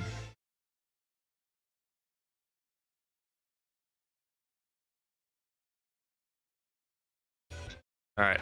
Up next, we have Yukiya Grayson with their Chi Satonaka cosplay from Persona 4. I probably Chie. butchered that Chase pronunciation. Satonaka. How Yeah. dare My you girl. disrespect best girl like that? I'm sorry. I haven't I'm played sorry. Persona 4. Naoto. Best Sorry, girl, sorry. Naoto. Naoto's best girl. Sorry, no, it's Rise. Okay. No, you're wrong. Not fair. I love them Well, all, then I will be actually, but- happily wrong. Rise is good in the anime, not in the game. I will fight you. I cannot accept this. Anyway, come on out. We're waiting for Second you. best girl. Don't be shy. Come on, we're waiting. Sorry, that was my fault. I misread in the Google sheet. Like slowly coming out. Yeah. Yeah, the jacket. Well done. And The they're skirt. pugilist. Trial of the Dragon. Let's go. My Trial of the Dragon CD. Please include something about eating meat in this. I want to see that. Oh, The steak. the steak. Yes, the steak. The steak. The sunglasses. Okay, I don't know if it's sunglasses. The reading glasses. Really good touch because it's as part of. Yeah, because they're going into the shadow world. Mm-hmm. Exactly. It's just like, even though it is a very simple cosplay, it's a simple character, but you still recognize it because the design of the character is so iconic. I'm sorry. I was eating some steak for late entry. They're disconnected. DC. Oh, Okay, there, they're back. Yeah, no, it's very accurate to the character. Green top, skirt, you got Knuckles. I love it a lot. And the glasses. So, as a Persona fan, I'm in love. I love it already. Hopefully, I think they're There going we into go. the Shadow Realm right now. fight the Pokeball. Yeah, the shadow There you world go. is trying to draw her in. No. Chie, can you tell us something that starts with F? Steak? Good! Your futile existence has no meaning. Thank you, Chie. Thank you so Thank much. you. Thank you. All right, up next we have Kalia Balor with their Merlinu Ready from Malaru Ready Arls from that's the series. If you is need us from, to say something, we can help you. I cannot pronounce. What is this? Which one? Yeah. There we go. It's a cha-cha. 3-day Meruru. Potential burst. I don't know this one. Ooh. Ooh, she's cute. Oh yeah. I love the sword. I'm looking at it now. Yeah, this is good. Yeah, she's got like a spiky weapon, and the sword has little spikes on it too. The pink hair. Yeah. Yeah. And the idol outfit for the and then the little ladies. Yeah, the songbird. I think I'm really impressed by the boots part of it. That's like has some armor to it, just like the original character. Oh yeah, I see it the- now. yeah. Oh, I see it now. Yeah, gloves and the I don't boots, I you don't got know the that character, really so I'm well. just gonna show it on stream real quick so people know what the difference is, or the cosplay is based on.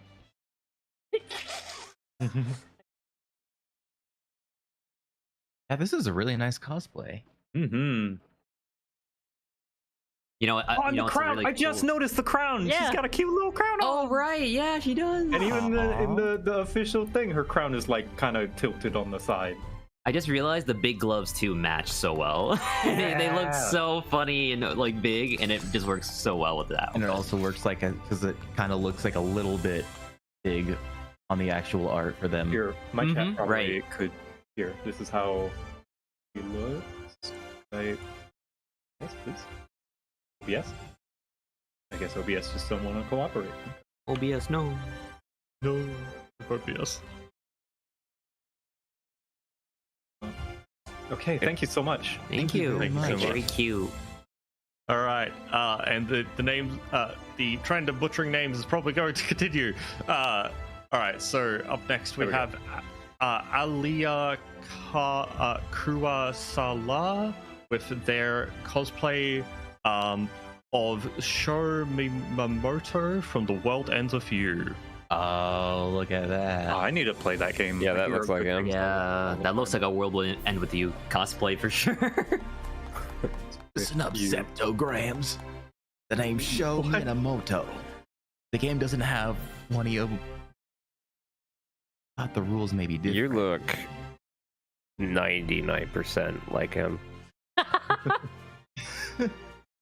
Googling this. Hold up. Yeah, he really He's looks like straight up. just like Even the him. top. Hold on, here. You guys got to see this.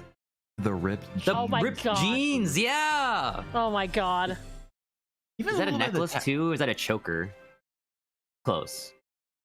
I like how they use like the Rabble Keeper half glove to make like that black hands that they have.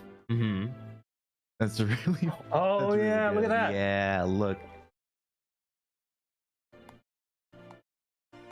Really good. Creative use of a dungeon done. item of all things. Yeah. I just wish I knew a little bit about World Ends With You because. But just at a quick glance, like it is almost one for one. Absolutely. Show me in the middle. Yep. Hmm.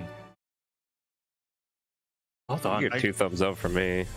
I had a look at all the entries, just kind of checking over them, and I gotta say, the entries are, they are all fantastic. We're gonna have a hard time judging. Yeah. Mm-hmm. I mean, last year we had like the not the in-game cosplay contest, but the other one. Glamour. Right? Yeah. We had like a 3-way tie for first, second, and third. Yeah, So very impressive the amount of detail on this one. Hold on. Very good. Thank you so thank much. you very much. Thank you. All right, once. So up next we have sorry, 1 second. Just as a quick disclaimer that I forgot to say at the start of the show, Endwalker spoilers ahead. So just do be careful of that. All right. So up next we have Auriel Daris with their Meteon cosplay.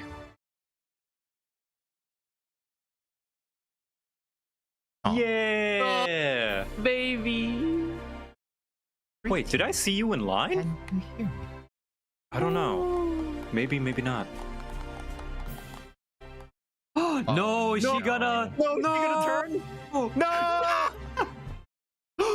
Oh, Yes. it's It's between. going back. Oh, No. that's so cool. No. Oh well. I am sorry. Oh. The cruel yoke of existence, you will know peace and serenity, and it will be beautiful. I like how also the dungeon music is playing in game. Yeah, very convenient timing. Hold on. BGM. Okay. It started playing as soon as she walked out, too. Yeah. I'm just saying, my house. Oh, whoops.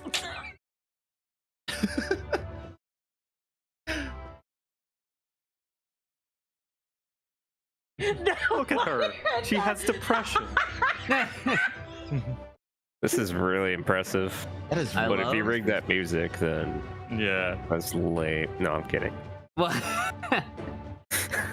I like the use of the werewolf legs to make it have the bird type legs. Yeah. Yeah, very good, very good. Because I don't know if you have any kind of like other bird type leg things, but that's a really good close No, enough. don't really.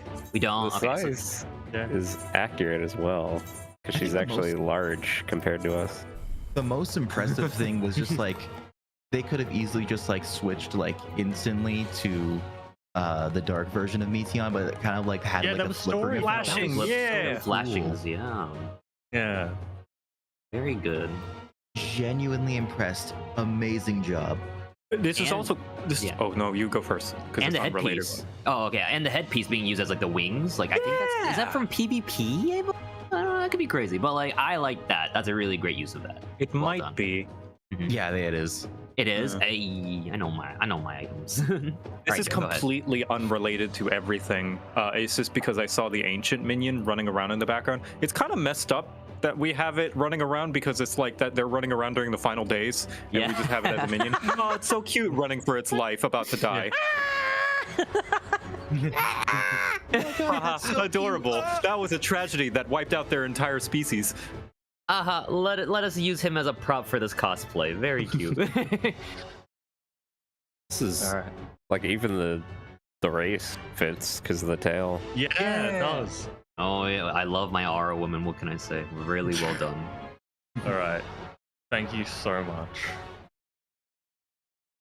Thank you.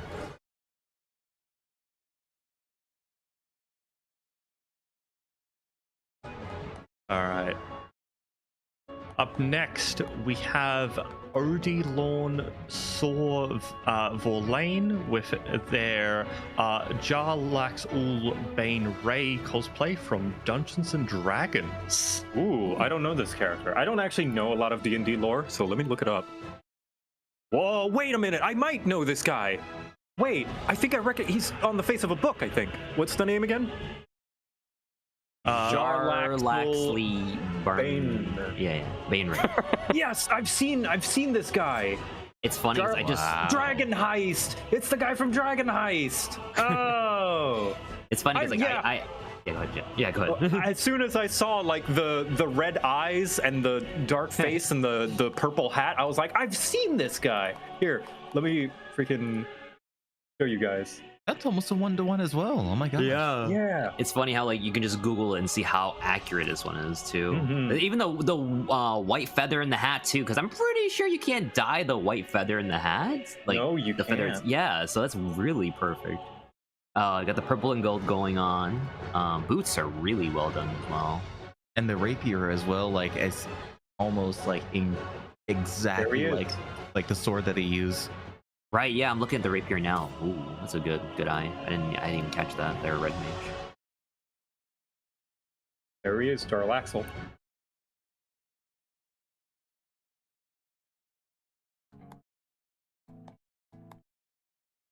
Nice Spot job. on. Really well done. Yeah. I like that one. Very, very, Very good. impressive. I love seeing just more D&D cosplays in 14, Yeah. please. I want to see well, actually, there's not a lot of like recognizable characters aside from like Strahd, but Strahd is basically Dracula. Or like, what's another one? I forget. What's that? Who's that dark elf that everybody likes? Oh, Illidan from World of Warcraft. No. right? Dritz. Yeah, Dritz is like the other popular character that everybody knows of. Yeah. All right. And thank you so much. Thank you. Well done. Dritz and Tasha, yeah. Minsk All right. and Boo. Yeah. Up next, we have Not Deaf Blind with their Tomomo Nome cosplay from Fate Grand Order. Fate. Ooh. Okay. Sup, Chubby? How's it going? Wow. You guys gotta see this. Hold on. Oh, they use little wind-up moon. You got the dress on point. I love the ears. Who is this Very character? cute. Tomomo told from Fate. Tomomo. Yeah. If you just look up Tomomo Fate, you'll be able to get it. Yeah, people are spamming in chat right now. Yeah, that Oh, one. there. Thank you. Yeah, the little moon wind up as a mirror. That's actually really cool. I like that. Yeah, that's a really good detail. The puffiness of the Booba. sleeves is also really clever. I like that as well. Wait, that head is actually called Tomomo. Is Tomomo a Japanese word for something? Wait, it is? I think so. Yeah, the Yeah. headband is called Tomomo.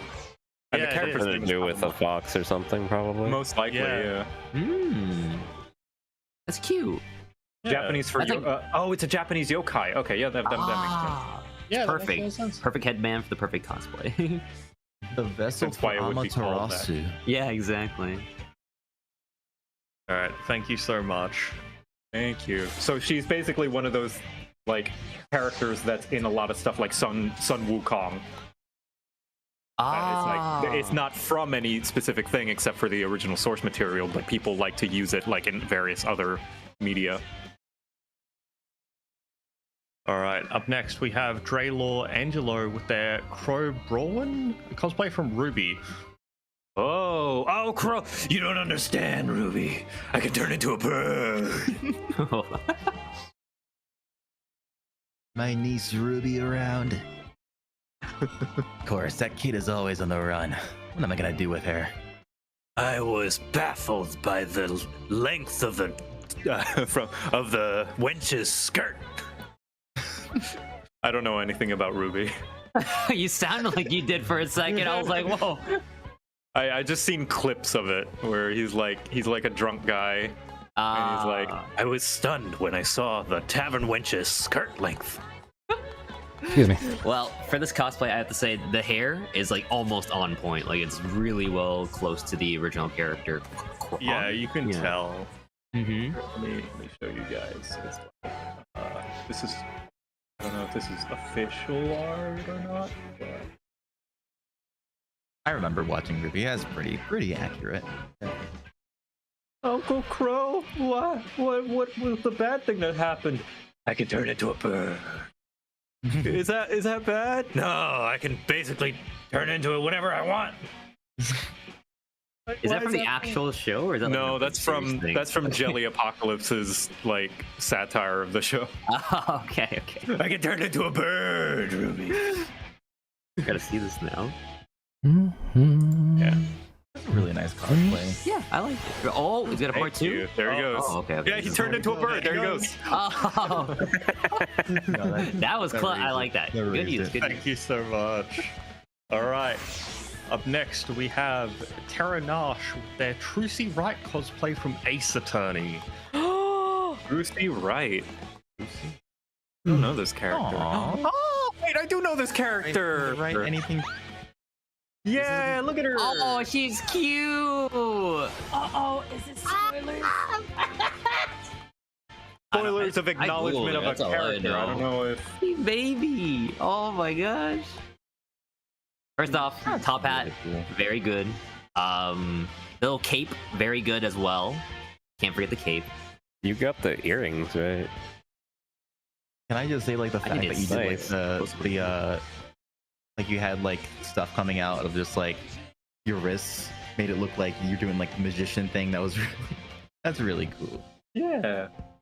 Hold on. I need to show the good people at home who don't know how she looks. You've probably seen this character like in places, even if you don't know them from the game. You've seen her before. Look at her. Even got the little magician staff because the blue mage. Heck yeah. Oh, cute. Yeah. That's a good one. I love that one a lot. That's cute.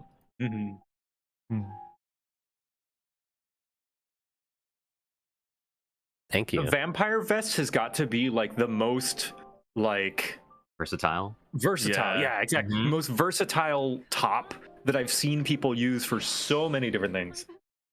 I want to comment on the Aminos gloves. I've never found a use for that, but you using it here on this cosplay, nice. Well done. It never goes well with any of my outfits, but this is great. I just love how people like have creative like using the Aminos gloves or just like stuff that you would never really consider Right. like yeah. in glams and then just whipping something up with it. It's just like it. That's why I like the cosplay contest. They're so good. Every time I so think, good. every time I think this glam would never work with anything, it's so ugly. I am proven wrong by someone in a glamour contest. Right. Yeah. And also coming out on the boots, I have the same boots as well, so I like it. I see you. Good choice. She's dancing too. Okay. All right. Aw. Thank you so much. They're made for walking. That's cute. All right. Up next, we have Janed Shield Strike with their Sailor Moon cosplay from Sailor Moon. Oh, Yeah. yeah. There she is. Are we gonna see a transformation as well? Yo! Yeah. Yeah. Yo. Oh, yeah, the mid sequence That was where she awesome. gets all silhouetted. Yeah. Guardian Not of in this LUNARCON, Defender of case. Love, cosplay. I am Sailor Moon. That's good. Cute. And the pose at the end as well. Wow. Yeah. And the staff is a The moon. staff. Yeah. Yeah.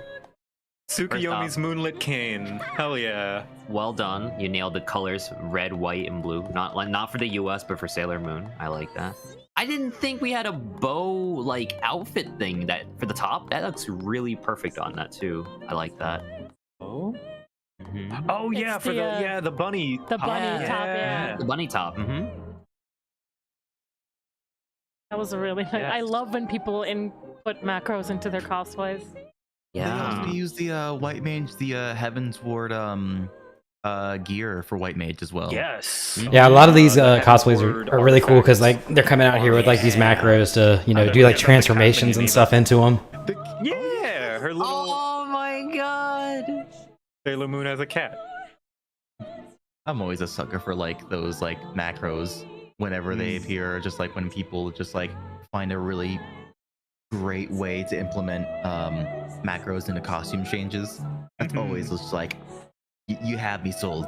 You got me. Yeah, I really appreciate this one because not only was it just a costume change, it was the transformation sequence where, pardon, she goes naked because, like, in the Sailor Moon, she like basically goes like full bodysuit while she's transforming.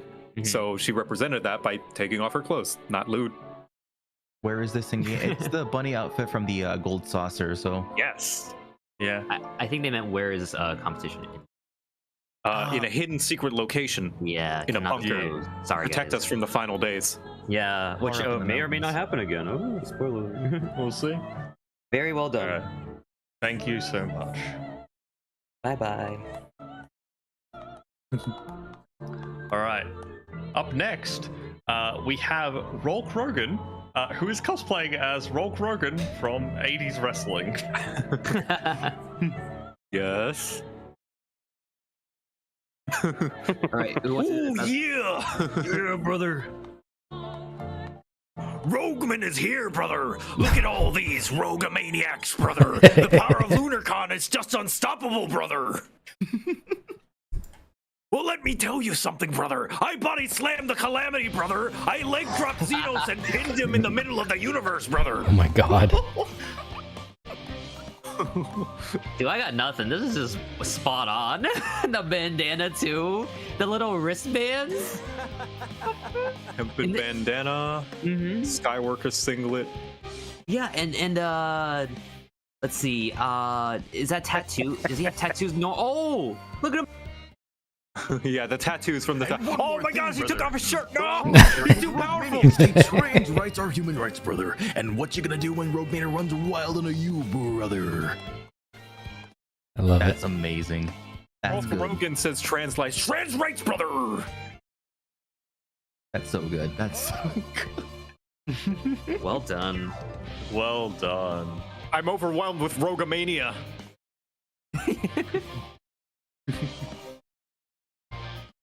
All right. Thank you so much. Just good. That's all I got. Spot on. Yeah. The music. Yeah, the music. We got so many different outfits for him. All right. Up next, we have Siren Sunset with their Scarlet Witch cosplay from Marvel or X-Men. Ooh. Okay. Haha, she's mourning. Whoa, look at her! Yeah, wait up. Yeah, the crown, the Scarlet Witch crown. Whoa. Angie. Yeah, she's the Scarlet Witch. She's punching the air. First off, clever use of the headpiece, like to have the almost close to her Scarlet Witch's like headpiece in the movies and stuff. So well done. Wait a minute. Hmm? Oh, Yeah. the pants. like, okay, so the Dalmascan draped bottoms are actually a lot like baggier and like wide, but she used them in tandem with the Yorha coat, which hides like the waistband like coat thing, so that she could have like the baggy pants. Wow. So when I put this on, yeah, wow, that's creative use of, because like the gear in this game, depending on what you wear with each other, the gear will automatically swap to another model that accounts for other gear. That's actually really good eye there, Joe. I didn't notice that. Nice. Just like if you, for example, if you wear something with long baggy sleeves, but you wear like elbow long gloves, the long baggy sleeves will have a second model that adjusts to account for the gloves. And it seems that this person basically used that to their advantage with this cosplay with the pants, which is top notch. Also, 2B boots, very well done. I like that. Yes. Good boots. I really dug it, and the transformation.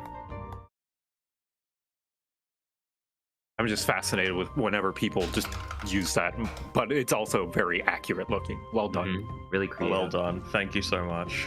The makeup as well. Please don't go into a terrible like morning depression and then cause us to be mind controlled into your own fantasy. Thank you very much. All right.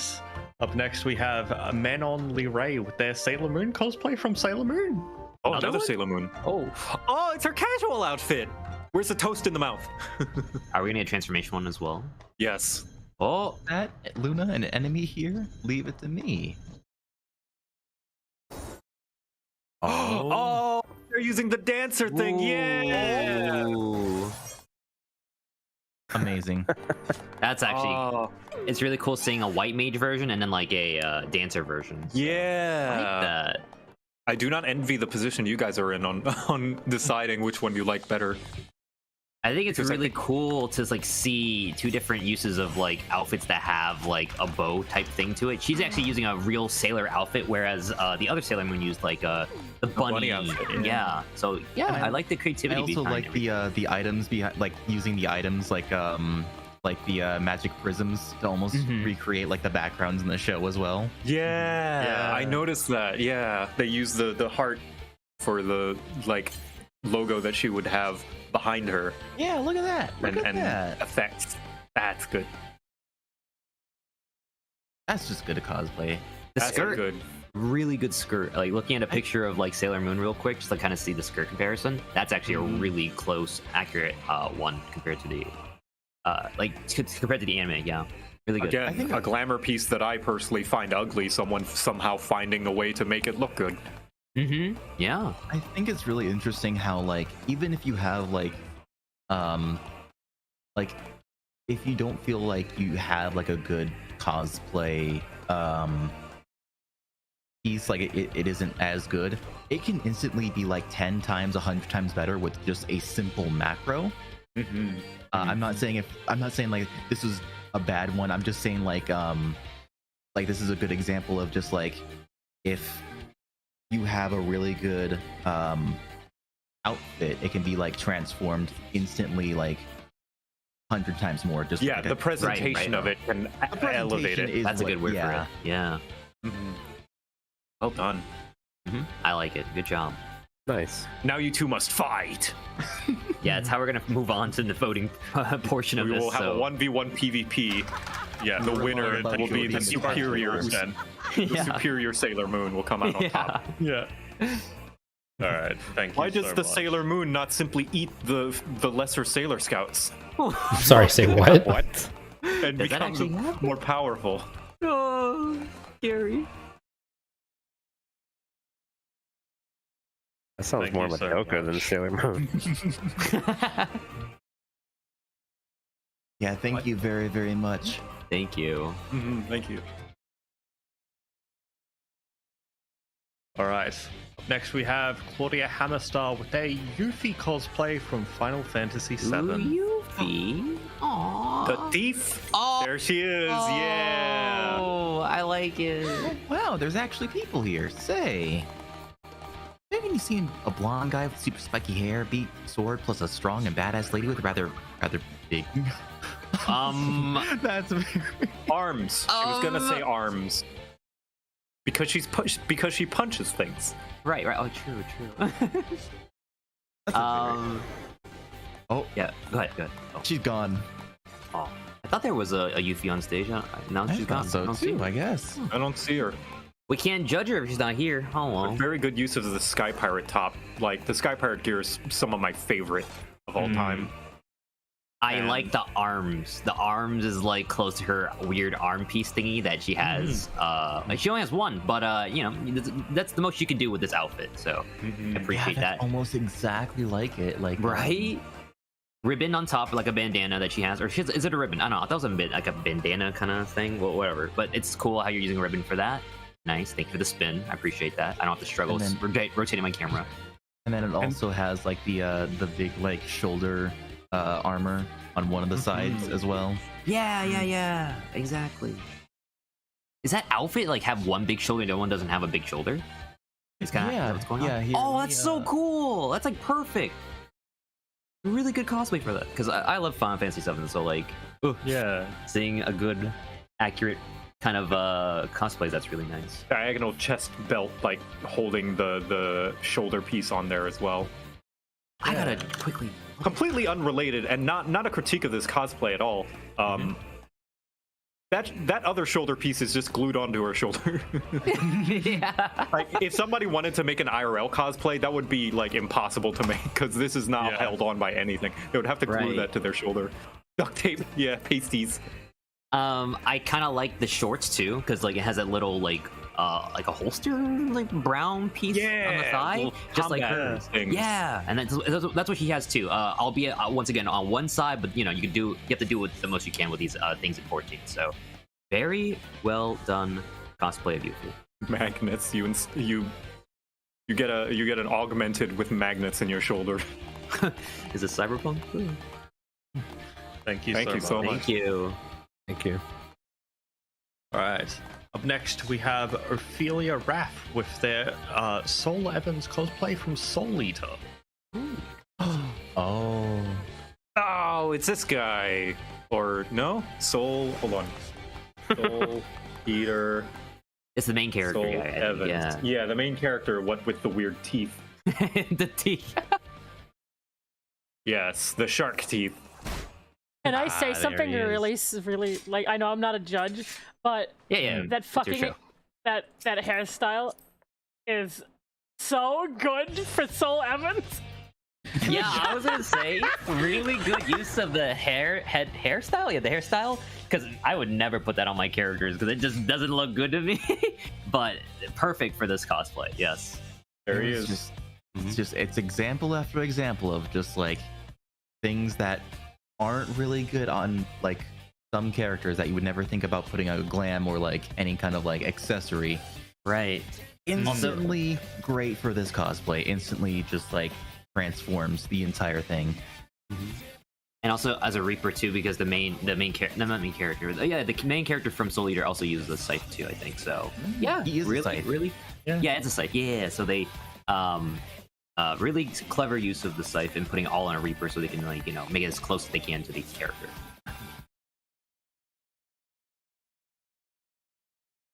I also like how it's Wonderful.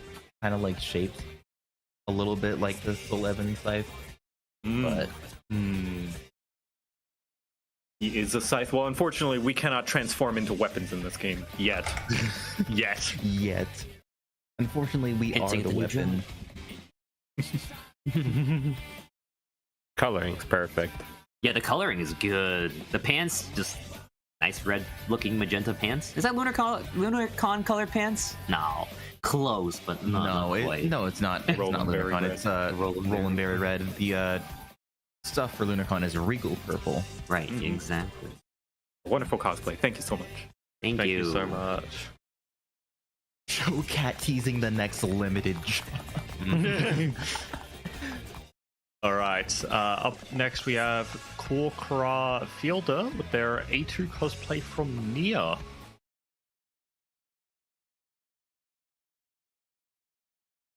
Hey, look at that! don't remember her wearing. I haven't played Nier yet, so she's got the hair down. Yeah, I haven't played Nier either. I've only seen the videos legs. of it too. The legs are good. Like like they imitated the kind of like patchy leg pieces that she has. Don't patronize. That's cool. Me. What is it with Yoko Taro and making like angry, abrasive women? It's what they should be. I don't know, but I love it. That's what they Why are more people doing that? God. Yeah, did she come from the church? Oh no! She came from the church door. Too soon. No. But I like how they had the pod like talk to her as well for like part of their macro. That's pretty cool. Pod is a really good touch. I hope you didn't have to still run too trying to many get near raids to get that top, because that's a really good top. Oh yeah. Oh yeah. You know, it just occurred to me. I can't believe there's so many IPs in this game that you can just make an entire like cosplay because of the IPs that are in the game. Right. That's a really, really good one. Yeah, I like that one a lot. Hold on. Thank you. Thank you so much. What legs are those? Those were Olvim. I'll type. Open wool bottoms of Fendek. Yes, thank you. All right. Or Shin will Up just show it next. on stream. Whatever. Yeah. Up next, we have Lady Black Monarch with their Phantom of the Opera cosplay, specifically the Wandering Child scene. Ooh.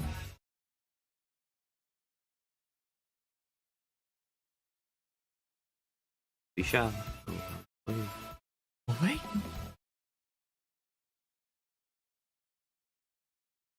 Oh. Ooh. Monsieur, The angel. the angel of death. Oh yeah, the mask. Wow. Yeah. What is this mask? Stable death mask. That's what you get if you do all the Realm Reborn Beast Tribe quests. I know that because I got it recently. So the grind is. I respect the grind for that for the outfit. Nice job, lady. Dark lit. That's really good. Wow. Yeah, I totally forgot about that mask. I was like, how are they gonna do the half mask? Mm-hmm. Turns out there's just a half mask. Yeah. I think it's like the only half mask in the game. If I'm correct. It can be crazy, but like, yeah, it's worth it for this outfit because it fits really well. A lot of work to go through to get a mask piece as well. Well done. Yeah, and let's not forget the Realm Reborn relic they had to do as well. Oh, is that the relic weapon? Yeah, it's a relic weapon. Yeah. Wow. I like it. I'm sorry. I'm sorry. Yeah, I like it. Really good. Well done.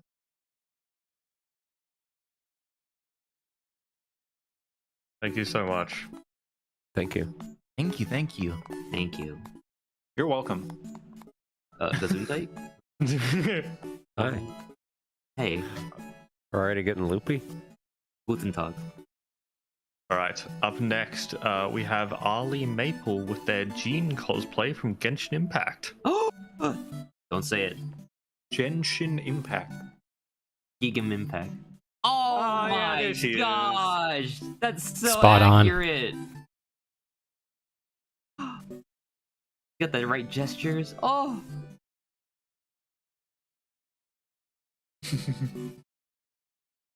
Praying. That's cool. Yeah. Oh, let me pull up the. This is like if you literally copy and pasted Jean from like Genshin Impact. This is actually I like this one a lot, just because I play a little bit. So maybe Do this. You don't have to. You don't have to. Play Genshin. Wail for any. You don't have yeah, to you don't have to play Genshin. You can play Genshin Imagine in your how Final much money Fantasy. you can save by just playing Final Fantasy 14. Yeah. This is I think it's really cool because like I think the actual Jean has like an outfit like that's similar to that. She has like two different ones, but like this one has like that like half kind of like coat like thing on the side of her. You get cape thing. You guess what I'm saying? That thing. And Yeah. she has that, and I think it's really cool that in this game they're able to recreate that. because I didn't think you could actually pull that off. So really well done. Blue top as well, really cool. And is this a dancer? It's a dancer. Okay, let's say if it's a rapier type class, I think it'd be really cool. Be really close to the actual gene itself. So I like really how they good. use like the sprint for just like a wind effect as well. Yeah, She's all exactly. wind and stuff. Yeah. The shoes look pretty close too. in the link.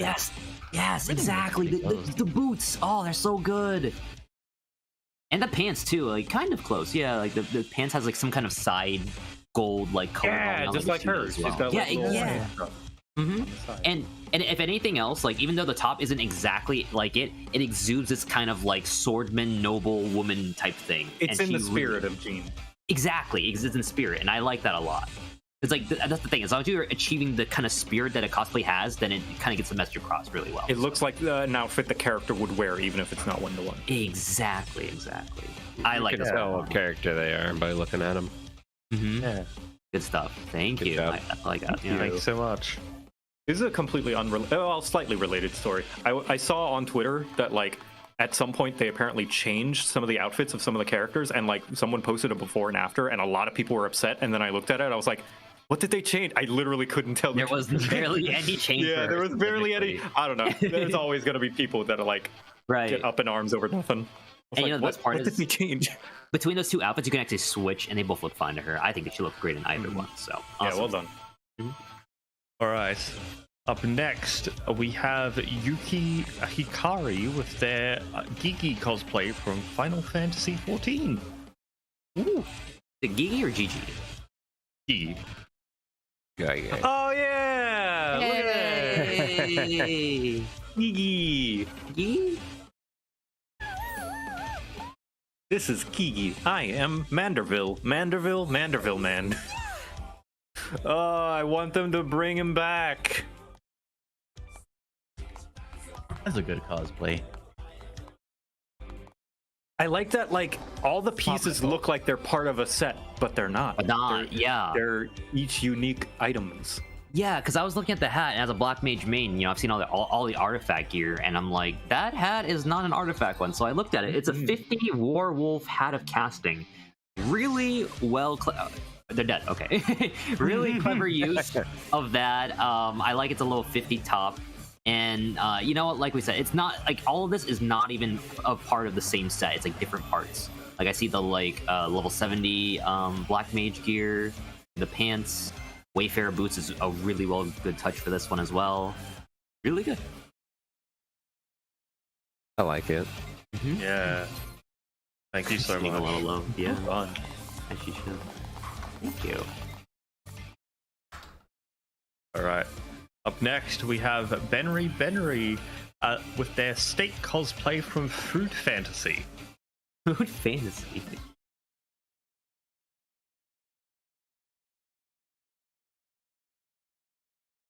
Ooh. Very good. I am Steak from Food Fantasy. Wait a minute, what is this?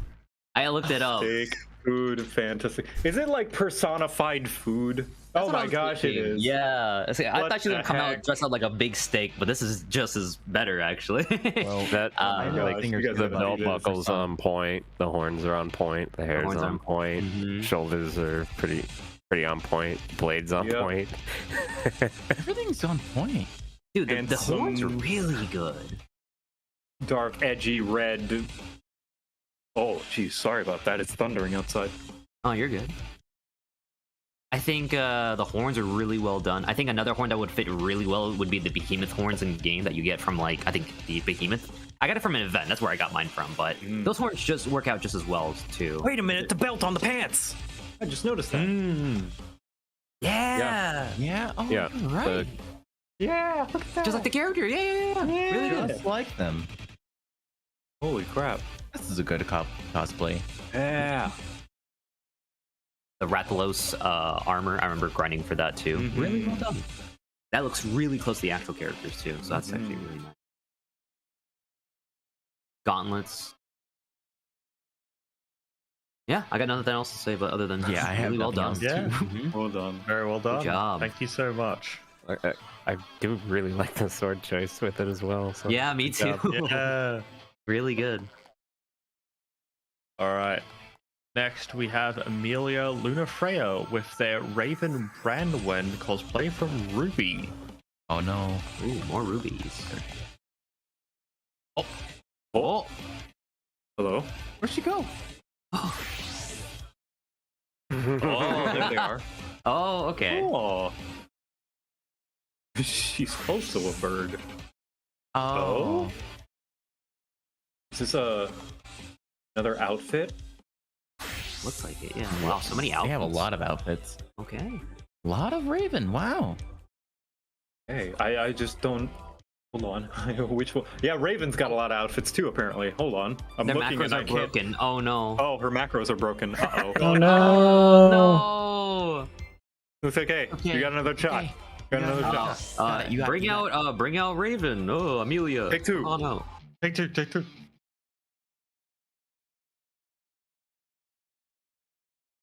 Excited to see this one.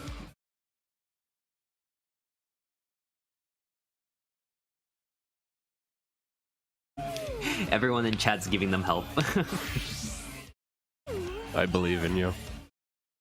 I like that you can see the like class change from Yeah. behind. I imagine that's like the visual Testing version the of marker. like hearing someone shuffling their clothes around. Yeah, like at a fashion show. Like, all right, put this outfit on. It's your turn. Okay, I'll put this one. It's playing Flow right now too in Shen's house. Very befitting of a sad moment of the macros not working. All right. Thanks for reminding everybody that I outed my own house. Shh. Nobody knows. There she is. My name is Raven Brandwen, a leader of my tribe. I will do everything in my power to ensure our survival. My weapon, Omen, allows me to use any type of dust blade I may need. I don't know what that means. The weak die, the strong live. Those are the rules. Ooh. The house is locked, Viz! That's really nice. Oh, she does have a mask. Hold on, I'm looking it up Yeah. now. She does. There's Oh. so many outfits that I don't know which one to look at first. But I think first off, really great that they went all the way out with their character and making them look like Here, Raven. I'm just gonna look and doing all that. this one. Yeah. Yeah, the mask is very close. Here, let me show you guys. Raven, apparently Crow's sister. Hmm. Ha ha ha. Crow. Raven. That's ha. really funny. That's kind of funny because they're both birds, right? That's They're- kind of they're birds. coincidence. Wow. The shirt over the long-lost skirt is sister, very Flamingo. accurate. Yeah. Really nice. And then she also has a katana. She's got the samurai-looking outfit. How close to the Fun. katanas? Is that like a red katana as well or something? I kind of like how they went all the way with this. Yes, it is actually. It is? Yeah. Okay. I didn't You- get a chance to see that. Yeah, when you look at it. Wait, is it? Yeah, it's a red. Yeah, it's got like red accents and stuff. Oh, I will be right back. I like that. It even looks like a ruby weapon. It's all like It does. anime and has like mechanical parts in it. Yeah, look it at that, look at that. It does. kind of glows. Even the sheath part of it like looks very. Oh Yeah, look, it's red. Yeah. I swear she put the two different ones. Wait, what? I'm confused. Did No. she? Hold on. Maybe she might have. Yes, Yeah, she there we did. go. She did. Okay, I was like, wait a second. She did. Okay, I was like, I That's think okay. what she did was that she used the Alexandrian metal katana for the sheath. For the sheath, yeah. For, like, the Oh, unsheath and okay, then unsheath. right. Like, that's very Because- that's cool. Because in the show. Oh wait, she mentioned Oh, because there's her multiple. sword can use any dust or whatever. It's a transforming sword. Oh, that's cool. I've never seen Ruby, so I might have said the completely wrong thing, but it feels right. It sounds right, yeah. You said it with confidence, I believe you. But overall, I think the mask is really cool touch. Obviously, it's not close, like not the exact mask, but the spirit is still there, and I like that. It's very close though. It's Mhm, like it's as very. close as you can get. Mm-hmm. Yeah. Yeah. Okay. Chat said I'm right. Can you I know take your everything. Yeah, people are helmet saying off you're one right. more time. What was that, Pharaoh? Oh, I was asking to see the non-helmet one more time, if that's okay. Oh, non-helmet. I don't know if version, I'm allowed to ask something like that. Let me see your face. Yeah, I'm digging the eye color with the cosplay. You could tell this person really loves that character to make it Yeah. go all the way out. So I respect that. Hold on. Thank you. Thank you. There she goes. Bye bye. I can turn into a bird. All right. Up next, we have Soren Foswayus with their Garrett cosplay from Dragon Nest. Dragon Nest? I haven't heard of that MMO in a long time.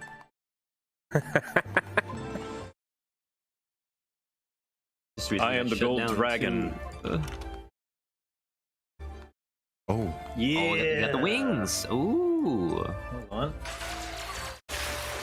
Dragon Nest. Wow. That's a game I used to play. Wait, no, that's not an MMO. Is it? Wait, am I thinking wrong? I think It is. It was a Nexon game. It got shut Yeah. down recently, didn't it? No. Oh, apparently Dragon Nest 2 is a thing. I didn't realize. Oh. I like that. I like it a lot. The wings and everything, and then they have the sword that kind of like it. All these are really Yeah. accurate. I gotta say. The hair Yeah, is I really like- good. I like the shoulder like cape thing that they have going on the right side of their shoulder. Really nice. Yeah, I questioned myself because when I looked up this character, I didn't like recognize the graphics. Mhm. I was like, "What the heck is this?" I was a cleric when I played Dragon Quest or Dragon Nest. Dragon Quest. Sword is a good choice. Hit the screen. There we go. There we Good go. choice of the sword too. I like that. Can I just say how actually genius the top is? Because it Yeah. has everything from the scarf to even though it's small, the red piece in the middle. Yeah. And then also it connects with the cape. I'm just saying, it's smart.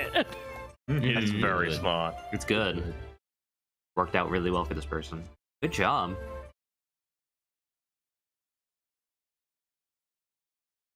The wings. And the wings, yes. Yeah, and the It wings. seems like looking up. It apparently he's got wings too. Oh wait, no, yeah, this one's more accurate. Hold on, let me show. Finally, let me show more you guys characters with accurate. wings. Finally, finally, birds of a feather are flying together. Here, this one is a lot more accurate. That there we go. Yeah, this one. This is the one that they're cosplaying. Look at that, chat.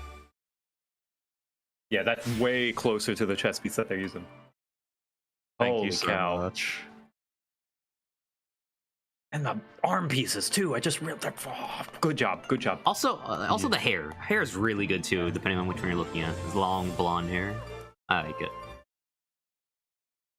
All right.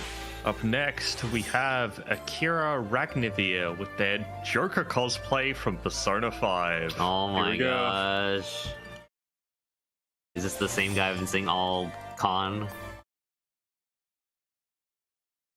Oh, there he is, the Hey. Phantom Thief. Oh, he's sneaking around.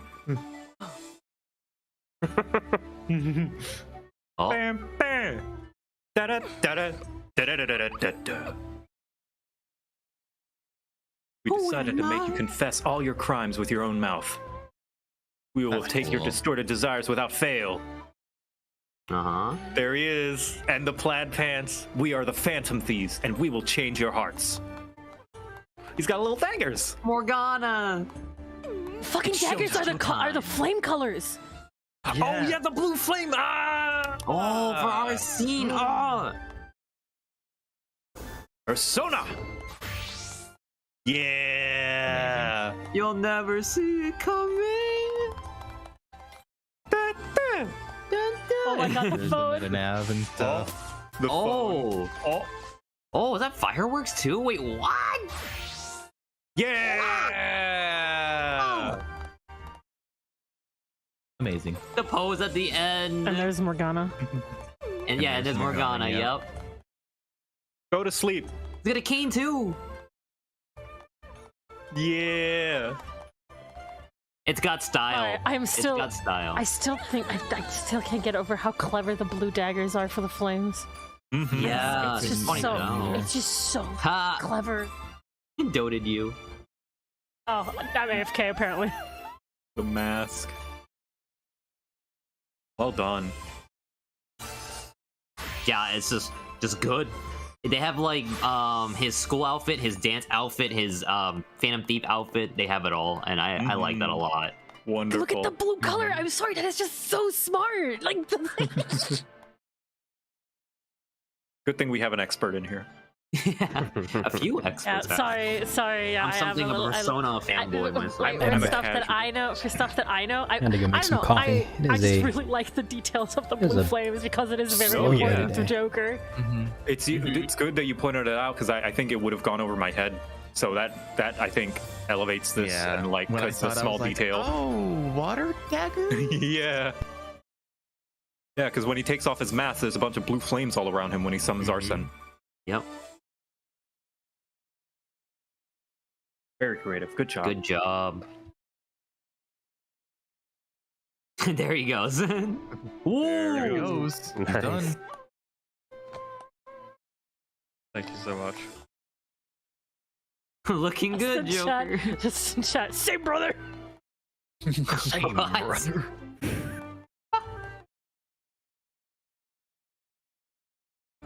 Sorry, we might have an AFK backstage. Uh-oh. Disqualify. All right, next one. If they're AFK, just go to the next person.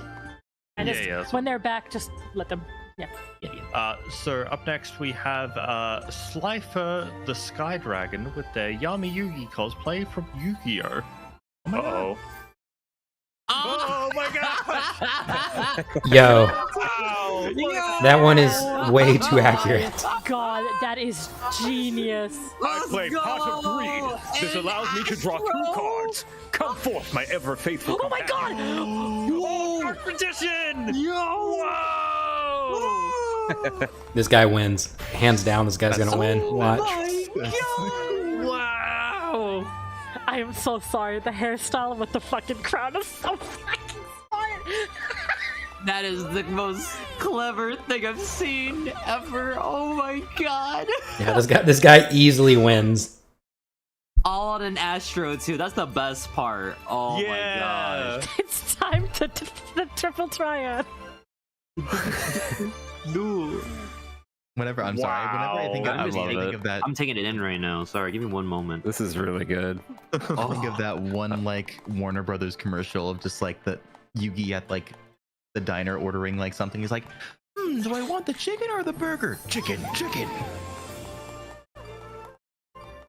Is there a way we could see the Dark Magician one again? I just Yes, wanna, that was please. Yeah, awesome. I wanna see the yeah, Dark that Magician. was you gave us a big surprise there. Did not see that coming. Yeah. I thought, I would have been Jesus, satisfied that with is the so Yu-Gi-Oh! one. good. That is amazing. Way to take a really stupid looking hat and make it look good. Yes. And that outfit, the Scion Traveler, I believe, is that the one that they're using? Really cool. Like I like the shoulder pieces of I that. love watching really my fit in character like nicely as a Dark flip Magician. out as I Yeah, 2 drink pieces coffee I never and see. The munch on my Ronkin food. gear, especially, I never see Ronkin gear anywhere. That was the first Tombstone gear in Shadowbringers, basically the equivalent of our aphorism gear right now. So it was Radiant outmoded gear. very, very quickly. So you barely see it. And also the Scion's top for that you got for Shadowbringers as well, or rather at the end of Stormblood, I think it was. You rarely see that one as well. So props to you for using 2 pieces that barely get used and somehow making it look fantastic. The best part is like, there's like a hat like that. I didn't either. That's how rare it was. Yeah, That's how- nobody uses the Ronkin gear. except for Dark Magician, of course. Yeah, and the Ronkin pants as well. Those golden like trim thing really works for this though. I think Please show Yugi again. I need yeah, to show see Yugi again.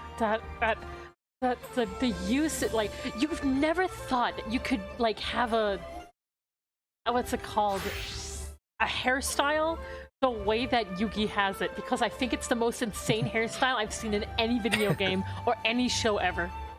Yeah, and the fact that they use the crown to be like strands of the golden hair that he It has. just looks so good. Yeah. So great. And I mean, you are limited to being a male aura because that is a male aura exclusive haircut. Oh. If I can pull that off on a non-male aura thing, please let me know. I'm really curious. You can. But overall, awesome. That was really cool. Fantastic. The Dark Magician surprise was icing on the cake. That was amazing. Yeah, you did a really good job. Thank you. Shadow the Hedgehog. Oh, Thank you so much. Oh gosh, now we're gonna get Shadow the Hedgehog later. Someone's gonna make that. All right. Up next, we have Shiriwo Tali with their Goldeen cosplay from Pokemon. Goldeen. A Goldeen? What? Oh! I see it. Like your little fish fin sleeves. Oh. Yeah, because Goldeen has a horn. I know because I've been horn drilled by a Goldeen. It killed one of my Pokemon in a Nuzlocke. Ooh, yeah, that's not fun. Awesome. Wow, I love this. I love the frilly, like, long skirt to be like the tail of the fish. Ah, This is like one of the riskiest cosplays you could the do. arms of the Right, it works. fins. It is. Wow, It is wow. incredibly risky. You're right. I want to cosplay a Pokemon fish, and it I also works like how, though. like, Very clever. done, or They didn't say anything or anything like that. Like they're not saying anything personally. They just have like the Pokemon entry Yeah. as their yeah. macro. Oh, that's cool. I like your minion. Yeah. Wherever that minion is going right now, I can't see it. It's like I'm hidden behind the stage roof. There it is. There it is. Oh, there it is. Oh, it's going. I like that it's just like roaming between. From one It's side to floating. the other. Oh, It's just and like showed itself. Oh, here's a small detail. They dyed their skirt pearl white, which is a metallic dye. You can see that it's all metallic and shiny because fish scales are shiny in the water. That's really smart. This is very creative. I would have never thought anyone could do Oh that. my god, that It's goldfish. really bold to do something like that too. Yeah, the goldfish. Yeah, I'm impressed by that. Thank No, you. Well done. I don't think Well done. because it's client side. I don't assume it's doing the same thing for you guys. But it's going. isn't. It's going from one side of the stage, like behind the doors, to the. Okay, it's finally out. Thank God. Yeah, not for me. It wasn't, but yeah.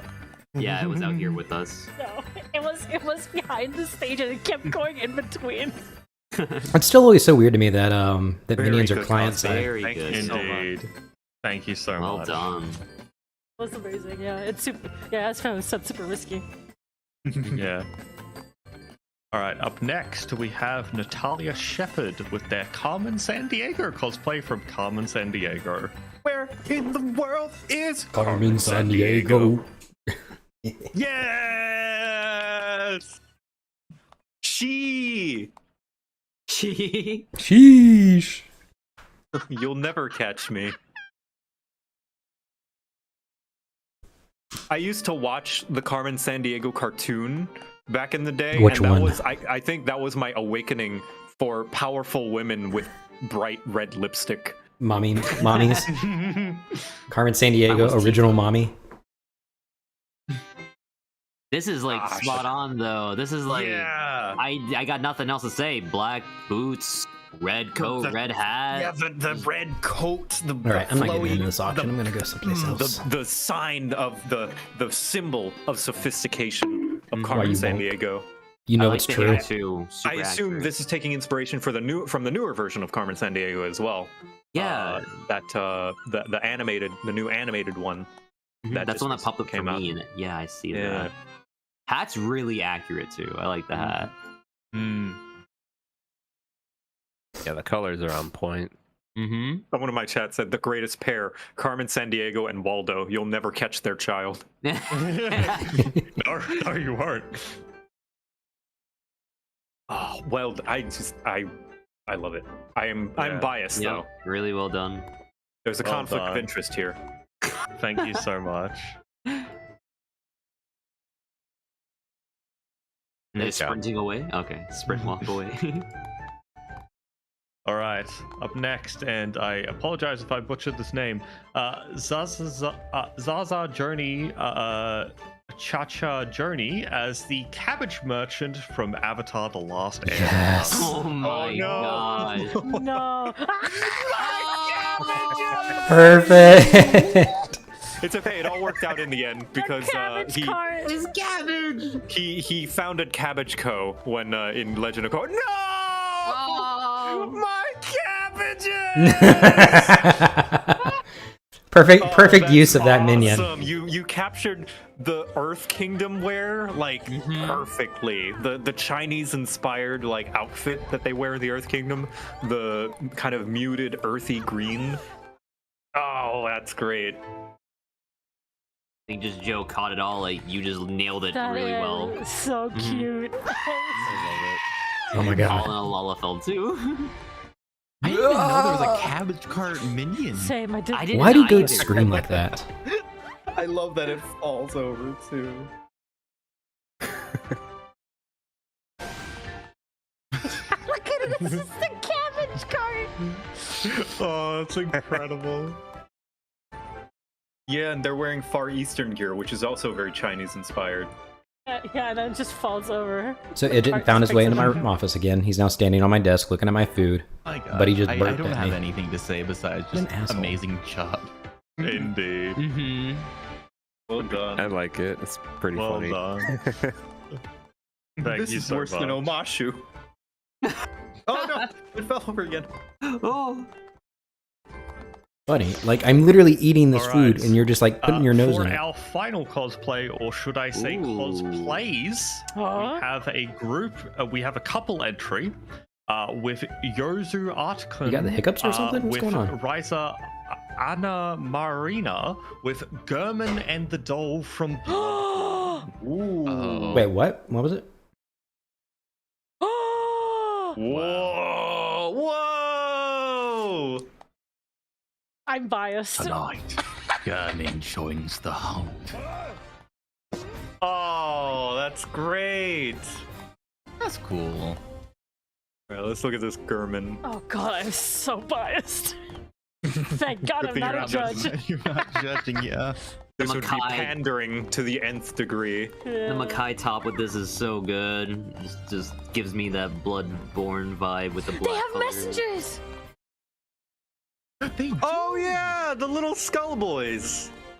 The mummy things? I was wondering The if mummies how are that supposed to tied be the in. little skeleton boys in Bloodborne that are messages around the place. Ah, I never beat the game. They're Yeah. all over the place. Like at the beginning of the game. Yeah, they're the messages, like in Dark Souls when people Yeah. leave messages on the ground. I'm They're too like little- focused on not trying to not get killed. Maybe not be bad at the video game. Yeah, I'm bad. Yeah, I'll Sounds like admit a it. I don't skill care. But I will say the deep gold scythe has like I love that scythe a lot because it has that like really it just has a Bloodborne feel. I don't know what the gothic is that the word you would say? yeah, gothic. Perfect. Yeah, super perfect Gothic for that. outfit. Victorian. Mhm. Hello there. I like that. You could have gone with the other site Hello. that like you got from the Endwalker pre-order bonus thing or whatever, but this is perfect. This Yeah. one works really well. Props to the doll cosplayer for Yeah. using the default Makote arms. Those are the starting Oh, arms yeah. for Makote female. I always admire people somehow making the starting gear, like implementing it into their cosplay and making it look good. So well done. That's really cool. That I also scythe like is how like they, perfect. I also like how they have like the artifact gear for Reaper blend in with their coat to make it look like the Yeah. exact Oh, same is it? coat.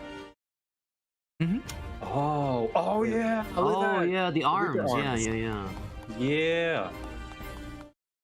So, oh wait, so is that top is the starting Reaper top, is it? No, it's the No. So, like, PvP Makai. Oh, PvP. Okay, Yeah, okay, yeah, yeah. yeah. I was gonna say I'd never seen it. That is really cool. It's even really got, nice. Like, the like midsection corset looking thing, which is also Yeah. very Bloodborne. Mm-hmm. Wow, oh wow. Really digging German's gear. Mm-hmm. Really good. And the doll's cute too, of course.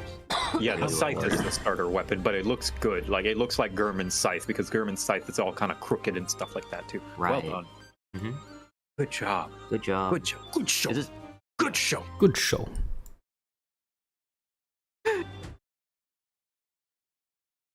Thank you so much. Thank you. That all of them then. Mhm. Yeah, that is all of our entries. Do we want Thank to you, do the same everyone. thing we did last year and get everyone together while the judges Yeah. discuss? Yes. Yes. All we'll do right. that. Can I get all of the entrants to hop up on the stage while the judges go away and discuss? Oh no, so many. Oh my goodness. All right, we will be back soon. I will sit here and I don't know, entertain. Please do. How you doing, Shen? I love cosplays in games, so this was Yeah, genuinely me too. so much fun. I think the next glamour contest I might do might be a cosplay because the only ones I've done have been original, like all original glamours. Can the people who are standing on the grass try and be on the stage, please? Thank you.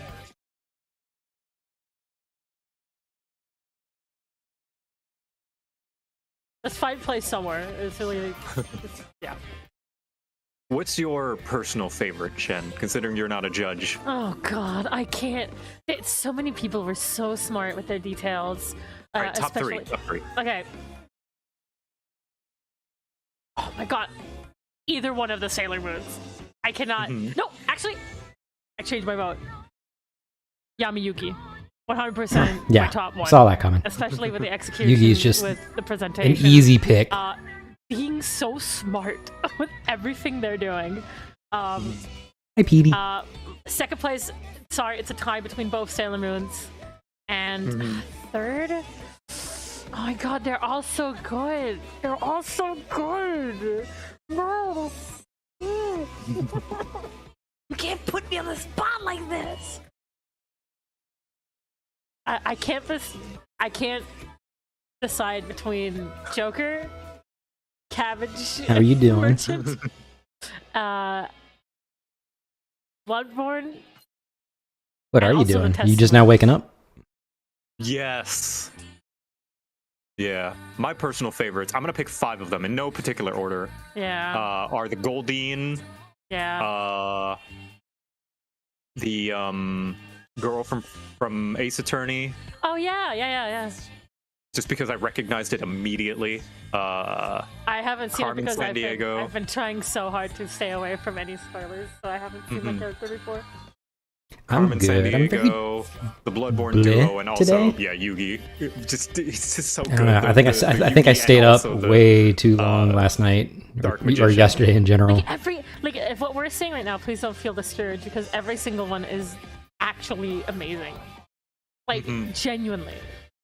Like a lot of you guys did something really, really risky. And also, but you guys all had the presentation at hand, and all of them were good and fantastic and really fun.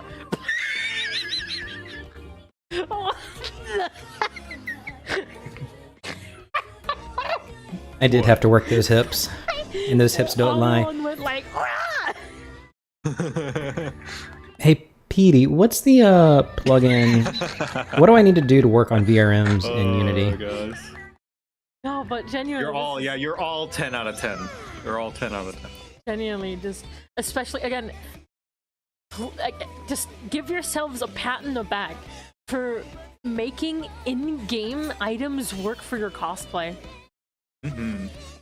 This game is so limited in a lot of things that it does, but y'all managed to make costumes with these limited items and are making them immediately recognizable.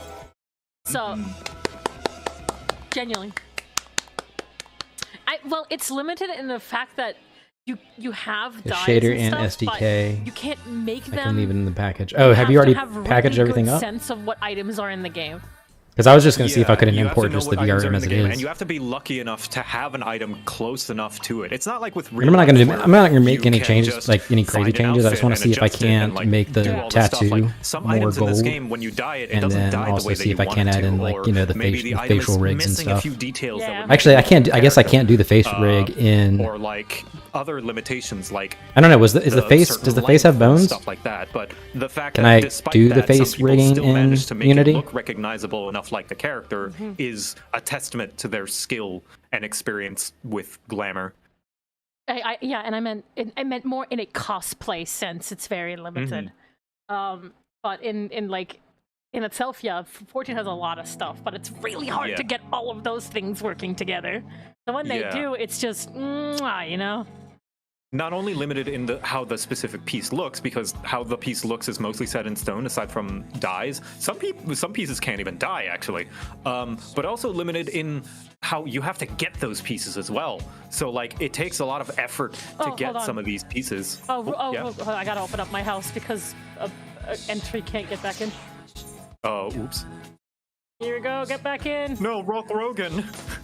There you go, get back in, friend. Yeah, I was gonna say, where is Rock Rogan? Yeah, in the fact that some of these pieces, you have to hunt them down. Like the PvP pieces, of course. Like, Okay, PvP all right, I'll tokens give aren't that the a most shot. difficult to get, but like still, you gotta go through PvP, and that's more effort than I would put in.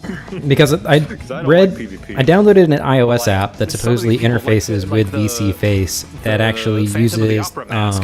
You AR have to kit, not finish AR kit, all of the ARR beast tribes for that Base kit? mask. I don't know. That is AR an kit. incredible amount of whatever, time. whichever one it is. It tracks your face and like you actually morph yeah, the like, character's face based on that's what a you're lot doing in of real work life, and and it's not just using process for that the work. camera itself.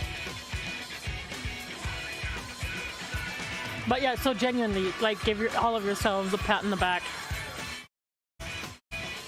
Ooh. Genuinely, everybody Had a could chill win. That run would down be my awesome. But that's why it's a contest. Okay, once the Cabbage Man founds Cabbage Co. and becomes a massive corporation, you can just distribute gift cards to everybody for like $10 off your next cabbage purchase. That's okay. I'm just curious.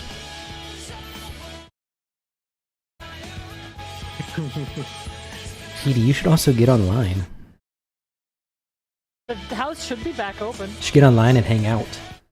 And go do raids. Yeah, come on, Rolf Rogan. You in here? Can't tell. There's a lot of people. He's on his way. Brother! Come back into the glamour contest, brother! Brother! We need some Rolkamania! Okay, Romeo Zelda's keeps gonna coming go in, get him. even though I just let him out literally 10 minutes ago, he keeps coming in the bedroom or the office to ask me to let him out, so I will be right back. Hey, One more Joker, time. I saw that. Go let him out. That's rude. So, 1 moment. Yeah, Tamino was also using a relic, which, and not just any relic, an ARR relic, which anyone who has granted for ARR relics understands the suffering that you need to go through for that. Oh, Heaven's Word, my bad. Heaven's Word. Not ARR.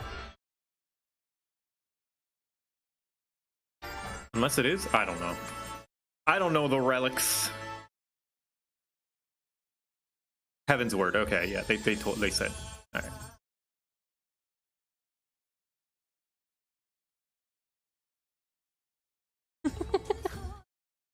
Wrong person. Okay, there's too many people. Heaven's Word and ARR were both pretty bad, yeah. Which, Yeah, Rolf Rogan man. win. hey! Come on, Rolf Rogan. Yeah, Rolf Rogan. Woo! Yeah! There he is. The hero. Honestly, I do not envy being a judge right now. No, me neither. That's why it's taken them so long. They're agonizing. We're agonizing of who's the winner. You're causing them distress.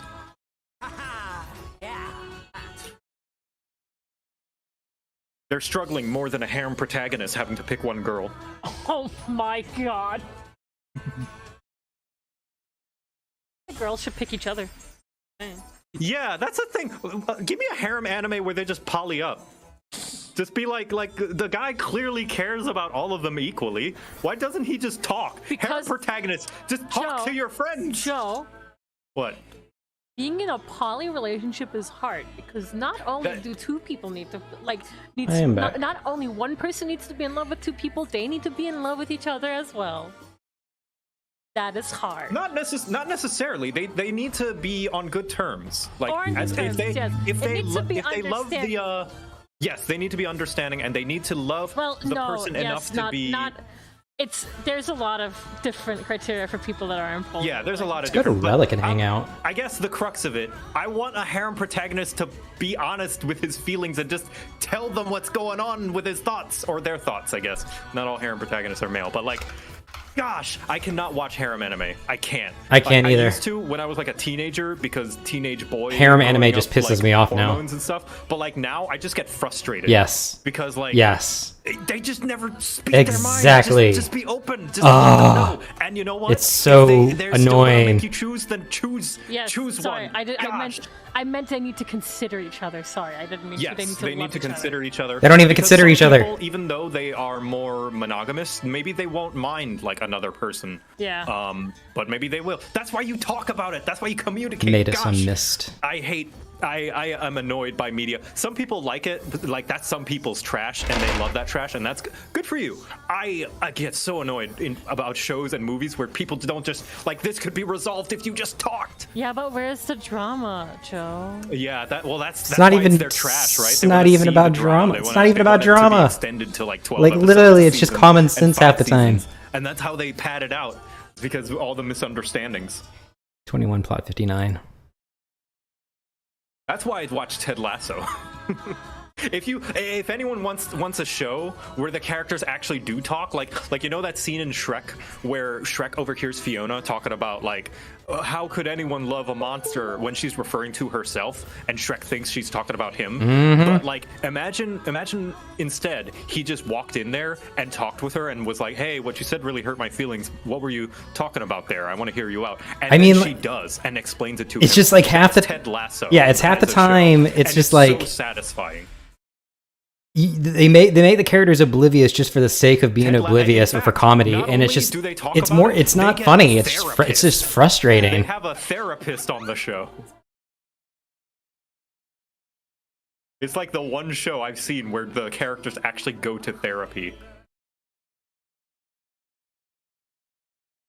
It'll be a cold day in hell whenever a harem anime has a therapist in it. Hey, Joe, who are you cosplaying? Who am I cosplaying? Yeah.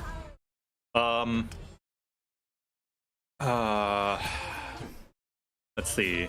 I am cosplaying, Why are people dying on stage? what? The Relic's a hangout venue, and there's nobody at Relic. What the heck? They're dehydrating. What- They what haven't the been drinking heckers? Water. The hydrate, everybody, hydrate. Hydrate. I love that I'm starting to say what the The heckers like judges are cookie. taking too long. They're Cookies rub starving. it off on me. They're having to resort to eat their own glamours. Oh, people are hanging out here. Survive. Oh god. Oh god, everybody's being killed. The doll die. The biggest issue I have with media and movies are that rely on the liar reveal trope. If you hate the liar reveal trope, you should watch Ted Lasso. What is the liar Because- reveal trope? The liar reveal trope is a trope in where one of the characters, usually a main character, throughout the majority of the show or movie's runtime, has been lying to a majority of the other characters, usually their friends or companions. And eventually, at some point, there is a liar reveal where they reveal at some that the character was lying all this time, and it usually results in all the characters suddenly be like, "You lied to me," and then then kind of like leaving them for a little bit until usually an eventual like reconciliation where they're back together. But a lot of times it feels as though they've been through so much that revealing a lie like that shouldn't make them suddenly go back on everything they trust each other on. But of course, some argument can be made that because the foundations were built on a lie, that it's justified. It is a trope that is very common. It's very divisive. Some people like it, some people don't. I'm in the camp that it's like it needs to be done differently because I've seen it so many times. But Ted Lasso does it in a way that is very satisfying for me personally. Yeah. Like, you ever seen Over the Hedge? Yeah. Yes, that's an example of liar reveal, when he reveals that all this time he was trying to get junk food for the bear. And then everyone's like upset with him, and they're like, "I'm not going to be your friend anymore." Yeah, That's a liar yeah. reveal. Yeah, it's like, why can't you just talk about it? Like, obviously, Yeah. it started off like that, but, people, entire, what do you call it? Yeah. The view may change. hmm Rango does it pretty Joe, good too. If you told me that when we met you actually hated me but you like me now, that wouldn't hurt me. Okay. Yeah, it's like things are different, and it's like I didn't know you, you didn't know me, and like things change, and like as Mewtwo said, the circumstances of one's birth, or I guess friendship development, are not indicative of something. Yeah. Plus, Mewtwo, usually- everybody. I feel like usually liar reveals are also like someone's. No, man, it is. Jeez. Oh, You it's like don't a know the hurricane headspace outside. they might Jesus. have been in. Like, just a little bit of empathy goes a long way of like benefit of the doubt for the liar. You know, like, okay, well, like you said, if they just talked it out.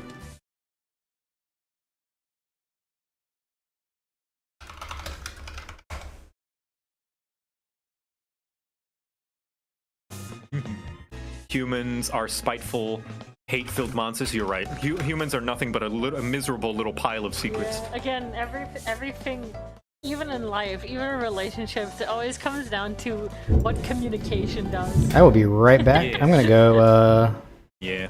make sure animals are I don't think all it's accounted an for. inherently bad trope. Like any trope, tropes are just tools to be used. Yeah. It can be done good or bad.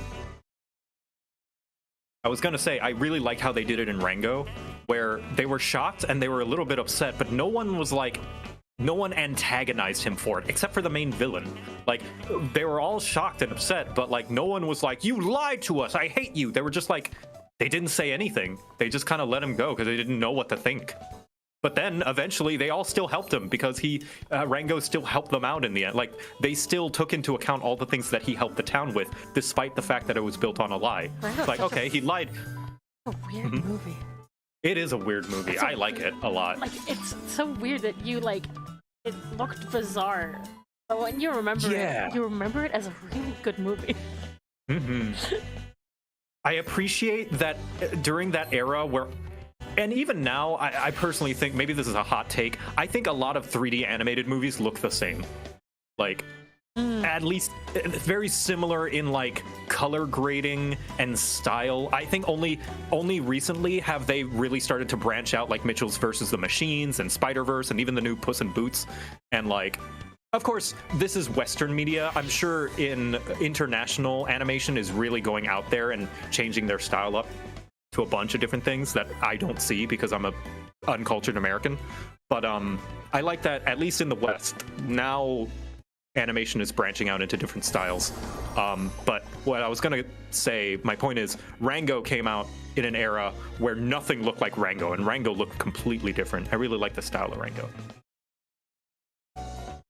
All right, All right, I'm back. judges have made their decisions. Hello. So what we might do is we might ask all the contestants not to step off the stage, but kind of make room in the center. Yes. If you can kind of go towards the edges.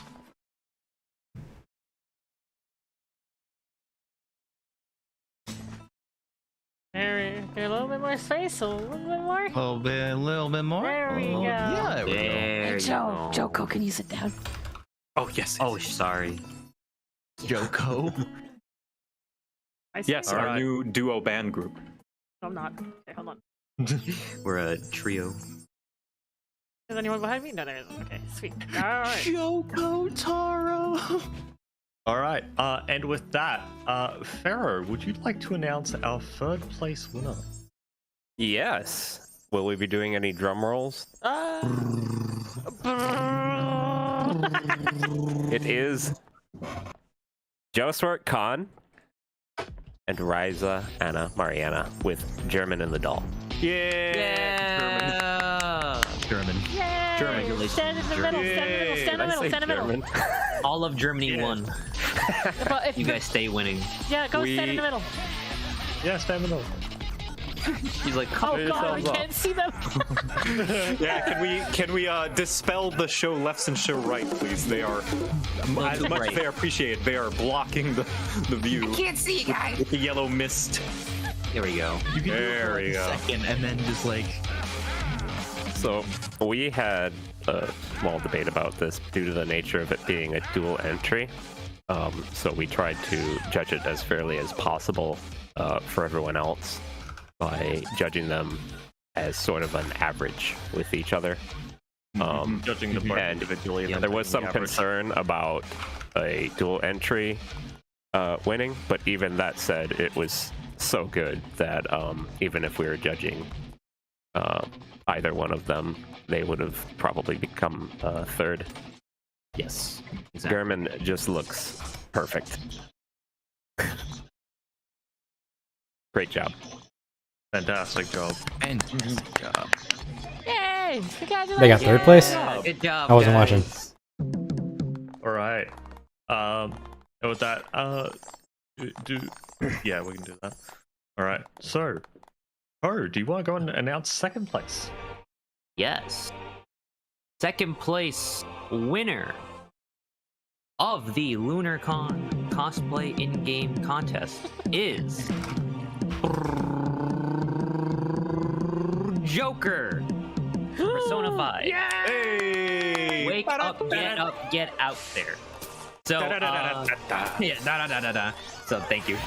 We chose this one because we solely judged just based on the final outfit they had. I think we were thinking about judging multiple outfits was a little bit tough and a little bit kind of unfair for people. So we thought about the last Joker. Like I really his hope that the original people at outfit when Relic he's aren't actually, bored. There's as a nobody theme, there and at the we thought moment that except came for up the people that really are working it. super accurate to the faithful to the actual in-game like outfit he has in Persona 5. And there's a few people. Just by looking at him, and you good. kind of get that like Persona So they 5 just got Joker married. vibe, so Yeah, you guys he talking just- about the Phantom Thief outfit? yeah, the Phantom Thief outfit. Yeah, Exactly. can we see that real quick? Can we see that, please? Yeah, there you there go. it Yeah, is. red glove, mask, has all the style to it, and the long black coat. It just had it all, and we just love that. Jeez, So it is congratulations. crazy out right now.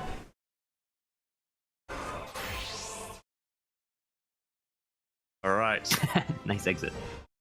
And Jebby, do you want to announce our first place winner? absolutely. It's gonna be Yugi. Watch. Before I do, however, I just wanted to say that you all did a wonderful job. It was Yes. incredibly rough trying to pick the winners for this.